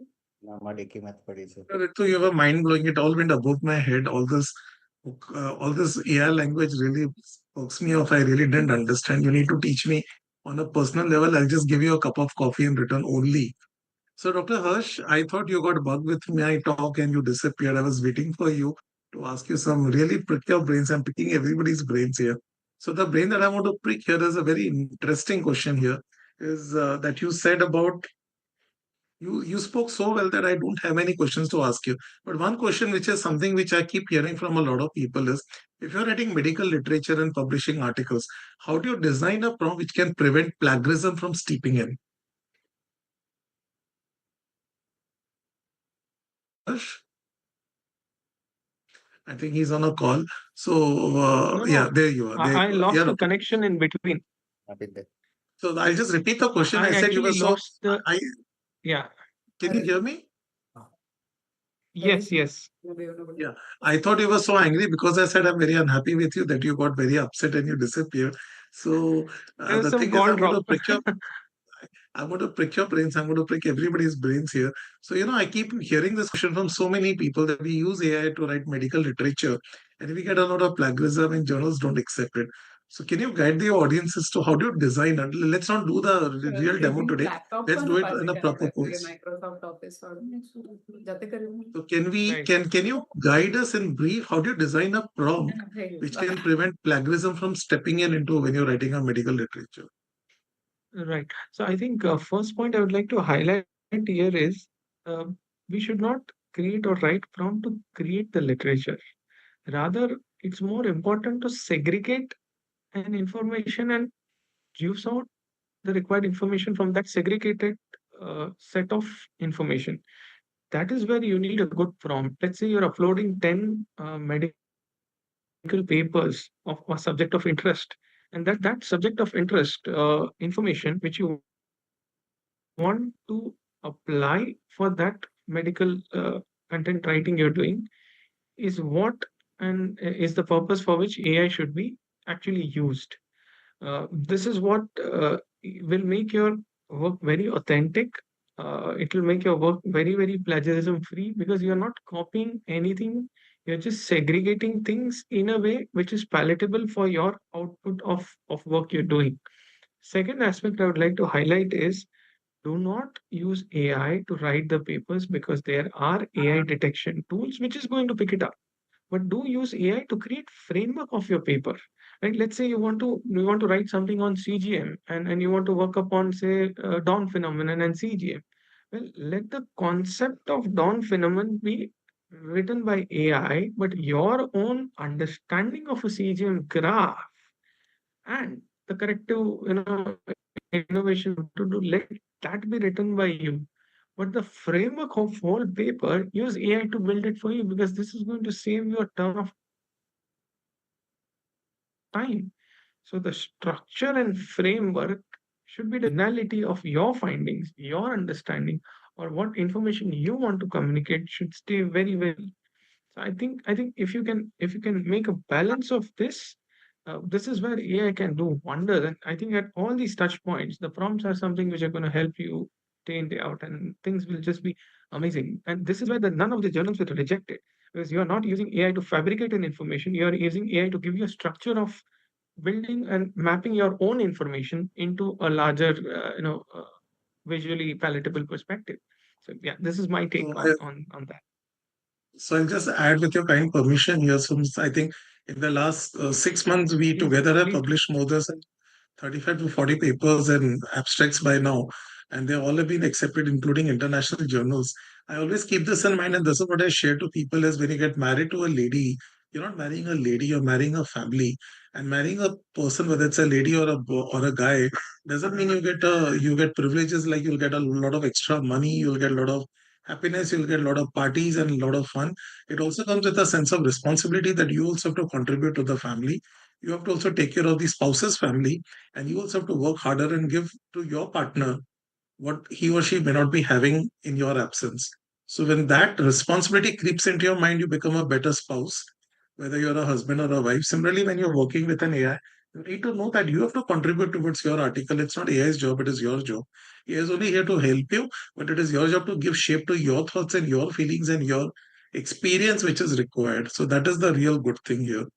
So, with that thing in mind, Dr. Vipul, I think you're the most popular person in the talk today. People are pouring up to take your consultation.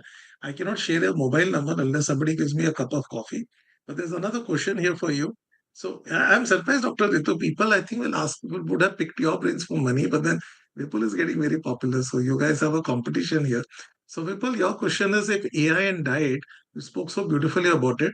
But this gentleman, Dr. Jumani, says, I'm not happy. Give me a real life example. Show me how you walk through an AI and diet. Can you do that right now? Can you create a live example right now to show him? So I would say that diabetes, obesity, hypertension, PCOS, all these scenario, when we can use the AI as a tool.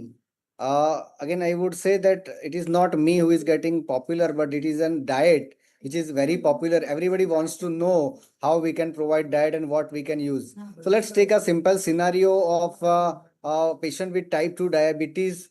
Hers mentioned, we have to give them as I am a diabetologist or endocrinologist and doing a diet consultation of my patient with a clear instruction that the patient's age, patient gender, patient duration of diabetes, patient comorbidities, complication of where the patient stays, and what is the religious and the custom of patient's house we have to mention. And according to that, if we can instruct, like we can take a person of 52 years old with BMI 28, HbA1c 8.2, patient on triple therapy of metformin, sulfonylurea, and dapagliflozin. The patient is having a high sugar specifically after meal and also having complaint of fatigue. The patient is a vegetarian with having a roti, rice, dal, and also he has a dinner time very late.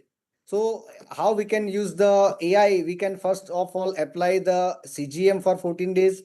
We have to understand the data from CGM, and we have to understand the food log of the patient, that when the sugar level are high, when the sugar level are getting normal, here there is no chance that patient is having hypoglycemia. And according to the food pattern, like what is in breakfast, what is in lunch, what is in dinner, and what are the sugar level before and after that, with the use of CGM, we can find out that a patient will require some high protein, patient requires some value addition in terms of fiber and minerals, and also change the dinner time 1 hour earlier, and also brisk walk after dinner. These all can be generated with the help of AI, and we can have better glycemic control. Okay, that's fantastic. If you don't mind, if you're with your kind permission, I will just add 1 or 2 lines here. So recently, I had a patient who was around 114 kilos with HbA1c around 12 and a fasting post-lunch of 300 and 400. And he is on Monjaro, he is on insulin, he is on glimepiride, some 6 milligram, which I'll hate to give. And diet was not, he went to 3 dietitians on my recommendation, but he said, I don't eat. But then my sugars are going up. I said, no problem, I'll put AI into action. His weight has come down by 5 kilos in the last 3 months. His sugars have stabilized to 80 and 100. His TR is strictly around 95% now, 90 to 95. And the only thing I added is I added the ethnicity of the patient. I gave AI 5 options that he loves A, B, C, D, E in breakfast, A, B, C, D, E in lunch, and A, B, C, D, E in dinner. How you fit it is your problem. Go ahead and fit it and let him enjoy his food. And I want his weight loss and HbA1c down. And it worked out such a fantastic diet schedule, because that is where AI plays a role over a human being. A human being cannot add your ethnicity and your taste and distaste and change it, which AI can do, because it works on a principle called cohorting. So, I always quote this example when the Indian Meteorological Department says आज बारिश होगी, उस दिन कभी बारिश नहीं होती है. When it says आज बारिश नहीं होगी, उस दिन हमेशा होती है. Because there are so many factors, like you can measure the wind velocity. You can't measure the you can't measure the amount of wind. Like suppose I say how much wind is coming, very difficult to measure. Maybe I'm talking in a field which is not my field, so I'm not able to portray. But when you're talking of diet and diabetes, it's very difficult to tell somebody ki he's a South Indian. So make a diet relevant to a South Indian versus a North Indian. A dietitian can't do that. They will do a rough guesses, but AI can form cohorts of all the South Indians, all the North Indians from various data pools, and come to some arithmetic calculation which are beyond today's statistical data analytic systems, and gives fantastic answers. So that's there. And now back to a very important question which I would ask everybody. Now I'm stopping my questions because these are questions from the audience, so they get more importance. To all of you, Dr. Hirsch, unfortunately, these are net issues, so he's dropped out. So to the three of you, I'll ask you two lines from each one of you. What are the medico-legal aspects of using an AI, and how would you save us? I think we just covered it in a shift on the DPDP Act, the latest guidelines. We had a wonderful Supreme Court lawyer who has covered this in a very fantastic way, and their talk has received huge accolades from a lot of people. We did cover it in a lot of detail. So difficult to cover the DPDP Act right now. And mind all of you, DPDP Act has undergone a lot of changes, and there are a lot of ramifications which are very difficult to follow, but which have to be followed. So quick 2 lines to you, Dr. Deepak. Just 2 lines, 2 points, because we don't have much time. So whenever How it do you comes, yes. safeguard us medico-legally? So when you come across, whenever you are using AI as a tool in your profession, whenever you're giving a AI-generated prescription or AI report, always make a disclosure that I'm using AI for this purpose, and ultimately, with the human in the interface, I'm giving this report. So AI can do these mistakes and all that you have to reveal. and informed consent should be taken. That has to be there. I think we have to, because QRA has been used from the AIMS as a screening tool for a X-ray reporting and CT scan reporting. In the disclaimer, they mentioned that this has been a AI report. This is not for the medical legal purpose. They disclose it there itself. So use Like the AIMS. responsible AI is the very important one. That human in the loop should be there as per the now, even in the HIPAA, even in the GDPR, and even in the DPDP Act. So now, as you all know, AIMS Delhi is actually using AI to report their X-rays officially. So thank you, Dr. Deepak. That was right. Any additions to that, Dr. Ritu? Not actually additions, but I guess, yes, like you said, just reinforcement of the fact that we need to make our patients aware of everything. Sometimes perception of us being aware that patients have understood versus patients actually understanding what we're talking is very important.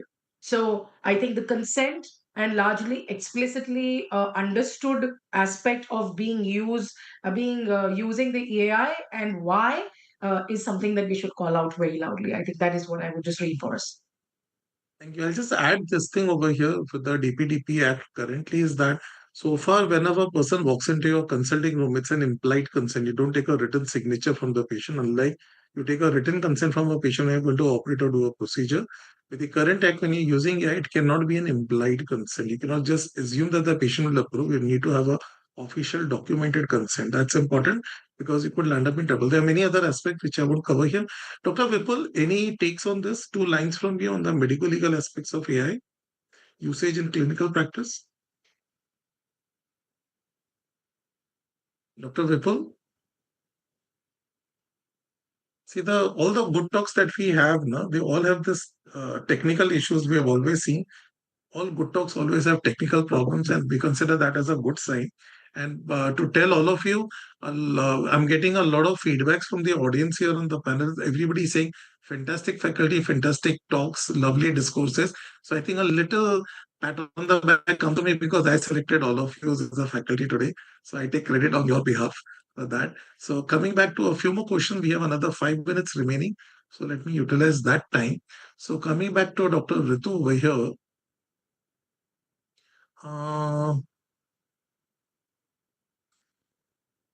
very fundamental question. Suppose you have been appointed on the panel of my hospital or some other hospital as a AI meant to look for to decide my funnel and my marketing business so that, you know, what Harsh was talking of a prompt engineer. So let's appoint you as an AI engineer for my hospital so that you can boost my revenue. So you have accepted that position and you're getting paid by me nicely, and then you're going to boost my revenue. But what governmental policy or adherences or application would you enforce so that my hospital stays on the right side of the law and yet I can make money? One, two, three, for some quick pointers. I think clearly, if it is, a hospital or an institution that you're talking about, and we need to have a governance policy in place, the policy should definitely have approved use cases, should have the guardrails of prohibited claims for cure guarantees, comparisons, before after manipulations, and a workflow that is mandatory clinical sign off. Similarly, we should also have a definition of a human in the loop approval chain. Like even Dr. Deepak said, that the human brain has to be the final signatory before, I mean, it goes out. So that is the final approval. Then content creator, medical reviewer, so that you have multiple people looking at the outcome which is being created before it goes online, right? And of course, with legal ethics checks as well.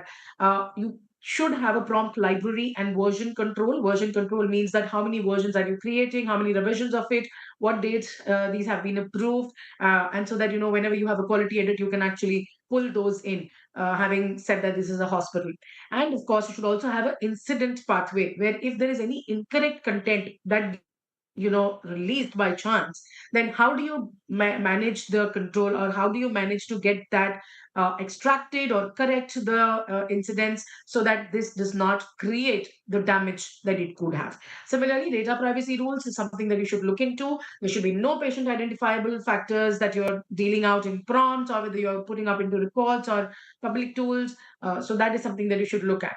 And of course, last but not the least, you should train your staff on the policy that you're doing, because unless the staff knows what the policy is, it doesn't make sense. And of course, then, like I said, the audits are something that we should do at our own levels as well. So I would urge the hospital to also do random checks of how this entire process is flowing through, maybe on a quarterly basis or a 2 monthly basis or a 6 monthly basis, depending on the bandwidth and the requirement and the strength of the hospital. Thank you. So, guys, you all can say Dr. Ritu's throwing out a lot of AI techno words like bandwidth and other things. I'm amazed. I'm again telling you, I need to come and attend your classes. I'll give you just a cup of coffee in return. Please do be ready to sign me up. Lots to learn from you. And who doesn't want to increase his revenue? So I hope someday you'll be grateful enough to increase my hospital revenues also in an ethical manner. That is the thank you that I want to offer you on behalf as an organizer. It was such a fantastic talk. The last question of the day, Dr. Deepak, today is because we are running short of time, and I think this discussion can go on for another 3 hours. There's something called as a context window, and in AI. So, what is a context window, and if it is not understood, how it can create problems for a clinician? Any enlightenment on a context window? Yes. See, the context window is where we put the prompt. Either you type or you record. That context window is the one where your input to the LLM goes. So this context window is varies between once the ChatGPT 1, which was released in 21, the context window was very small, either few words, that's all. Now you have a context windows, it can take any amount of PDFs you can attach the PowerPoint, you can attach an image. So now many length of context window is there. The bigger the context window, the prompt will be good. The LLM will take it in a proper way and the output will be always better. But that doesn't hold good in each and every time. See, for example, you have a very good model with trained with lot of data. For example, ChatGPT 5.2 is there. You have a very large context window you are given. What is your expectation? Your expectation is your output will be more towards the what you are thinking and what is the real life fact, what is the output that should be. But it cannot be every time it could, because I have told you how this context, whatever you put it in a prompt, is how this LLM is going to take, depending on built, how the weights has been put and parameters have been put. Depending on that, the output will be there. For example, if you have a very robust model, you have put a context a prompt in a very liberal or very rare case, or a very where you want to write an article on some topic, you want to know what are the things. See, each LLM, if they have a robust research, deep research tool, or a any more parameters are there built with more parameters, recently updated model, the output may not suffice. See, that is why now the agentic AI has come. On top of super agents, now you have modular agent planner, that is called MAP. There's a recent one in Microsoft research that I'm doing. So in Bangalore, we have tied up with one team. So that is why, as far as the doctor is concerned, especially CDSS, that is Clinical Decision Supporting System, we have a clinical AI prompt teleprompter. So what we are using, what are the different agents we are using? 1 or 3, 4 LLMs we are using. We are using OpenAI's ChatGPT. We are using Claude. We are using Grok. We are using Gemini. These 4 LLMs. We take the output of this. Then we put it to the peer-reviewed journals like PubMed, Cochrane, and UpToDate.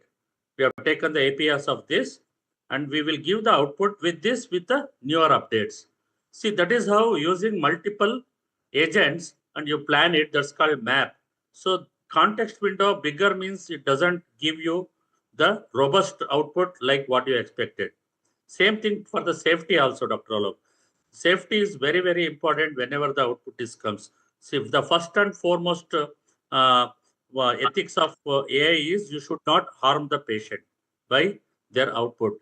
That's very, very important. So explainable AI is very important. Whatever the prompts you have given, it has the output has given. It should be explained the reason with proper citation and reference. You have to cross check that, and also the responsible AI is the very important. How you are going to use it. So again, the same thing, Dr. Deepak. I'm very unhappy because you're opening up all the entire game here. You're actually teaching them everything that we would take in a paid classes. You have really taught them so beautifully. I'll just add one line over here. The problem with prompt is a context window is that if you feed in too much data, AI very silently skips the earlier part, and you end up losing a lot of in Yes. output because AI very quietly removes the earlier part, doesn't even bother to look at it. So one simple guard rule that we follow, if you, with your permission, if I can just add to that, is whatever input you're giving, before you ask him to give the output, just ask AI to give an answer. It gives you a summary of all your prompts and tells you that I'm going to look into 1, 2, 3, 4, 5, 6, 7, 8 like you promised. And this is what I'm going to answer, and this is I'm going to write your paper or whatever. So you are sure that your prompt has been taken into account. And what I do is I make sure that I take the prompt and I ask another AI to go through the prompt and rephrase the prompt and bring it back. And I'm very clear with the other AI. This is the AI that I'm using for doing my work, and this is a prompt that I've given you. Kindly channelize it and give it to me. When I do this multiple combinations and combinations, magic starts happening and a lot of good things come. Again, I'm crossing the line. I'm opening up a lot of secrets which I should not.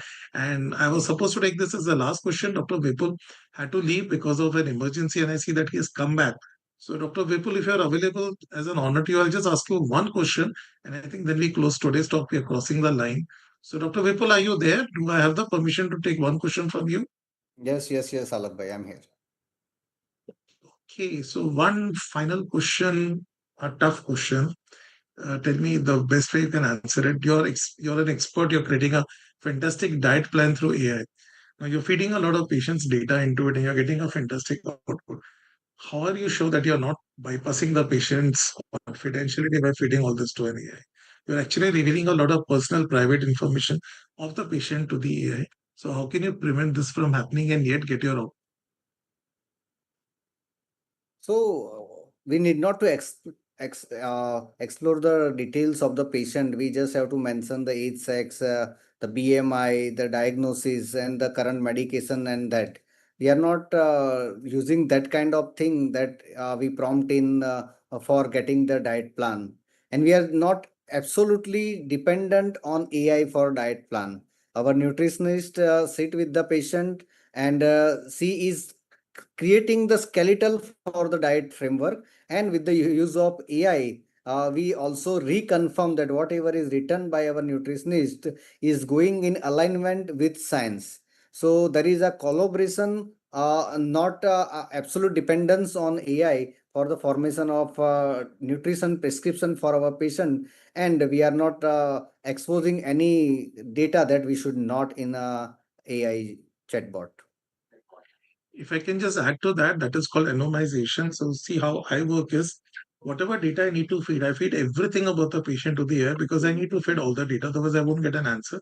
But I just don't reveal any source of this data. So there was a case which I would like to share with you because I'm in the medical legal committee of AMC also. So this was a wonderful judgment which happened. A lady underwent a hysterectomy, and her entire private parts and the whole surgery was recorded by the operation theater CCTV camera. And once the relative, the lady came to know it was a young lady, she was absolutely shocked and disgusted, and she filed a case against the doctor that you have done something which is a breach of privacy, and you have all my data, and this is wrong. And she went to court, and the court ruled against the patient, saying that yes, they have your videos short, but they have not breached the privacy because as long as this data doesn't leave the hospital premises, it is not a breach of ethics. So whatever data we share is allowed to be shared as long as it doesn't reveal point towards the patient. Some more caveats that people can follow is it should not go across the Indian servers. It should remain. So you have to shift the intelligence from a foreign server to an Indian server. You need to have your own system where you store the data. It should not cross the shores of the country, and you have to give a path to the AI to delete the data once your work is done so that it doesn't remain stored for some third party to be used. Some caveats to that. But overall, I think I'll conclude today. So it was a very fantastic session, and I am really grateful to all the four faculty who took out their wonderful time today and gave such a fantastic deliberation and talks. And I'm getting feedbacks from the audience. They've really loved it. And the most wonderful part is the people who have registered are all sticking on. They have not left in between. So that speaks volume about the quality of the presentations all of you gave. So Dilse, I'm really grateful to all of you. I'm also grateful to the chairman and rapporteurs for taking out their time and introducing all of you. And before I conclude, a lot of thanks goes to our president, Dr. Rajeev Agarwal, and our honorary secretary, Dr. Prashant Kerkar. for leading this initiative that I have been doing for the last few months. And I'm grateful to the AMC staff for giving this platform being run. And सबसे बड़े जो हैं जिनके लिए I'm always very grateful for the delegates, the audience for whom we are running, and they are the ones, like the patient is the center of our ecosystem. In any conference, if the delegate, which is the center of the ecosystem, they have been appreciating, patiently listening to all this. A lot of this, what you people have said, has gone above my head. I'm to unlearn to learn all this, and they have listened to you and tolerated, and taken cognizance of all this with their cup of coffees and their snacks in the evenings. I'm grateful to them. So thank you very much for joining in. Hope you can join us again next month when we will hold another such session, and hope to catch you guys in person so that you can rub some of your knowledge on me and make me a wiser man, which will help me become more better with my knowledge of AI. So thank you very much once again. And final comments from all of you. If you all want to say anything, you're welcome to say.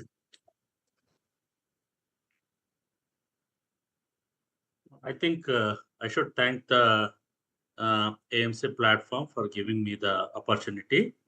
I think I request all the delegates who are here, those who are beginners, go to the intermediate level. Those who are intermediate level, go to the advanced stage of AI, so that ultimately the people, the parents, and the patients has to get the better output, better care from us, reasonably, economically, as well as cost effective. That is very important, and that's what my intentions.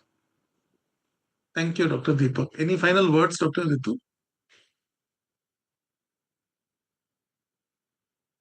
I'm just so impressed, and I just mentioned there that it's been a superb session. Thank you so much, AMC. Thank you so much, Dr. Alok, for having me here.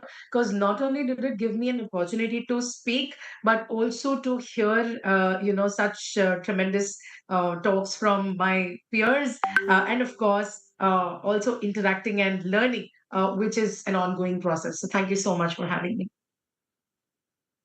Thank you, Dr. Vipul. Yeah, the same feeling that today we not only allowed to speak and share our knowledge, but at the same time we learn from the expert. It was indeed wonderful talk by Dr. Ritu, Dr. Deepak, Dr. Hers, and a wonderful moderation. And if something is missed or something is out of context, Dr. Alok was there to correct that. He is like AI for this moderation. So it was amazing experience. Thank you so much, AMC. Thank you so much, Alok Bhai, for the providing opportunity, and thank you so much for all my colleagues and peers to have share their data and make me learn something new today. Thank you. I'm just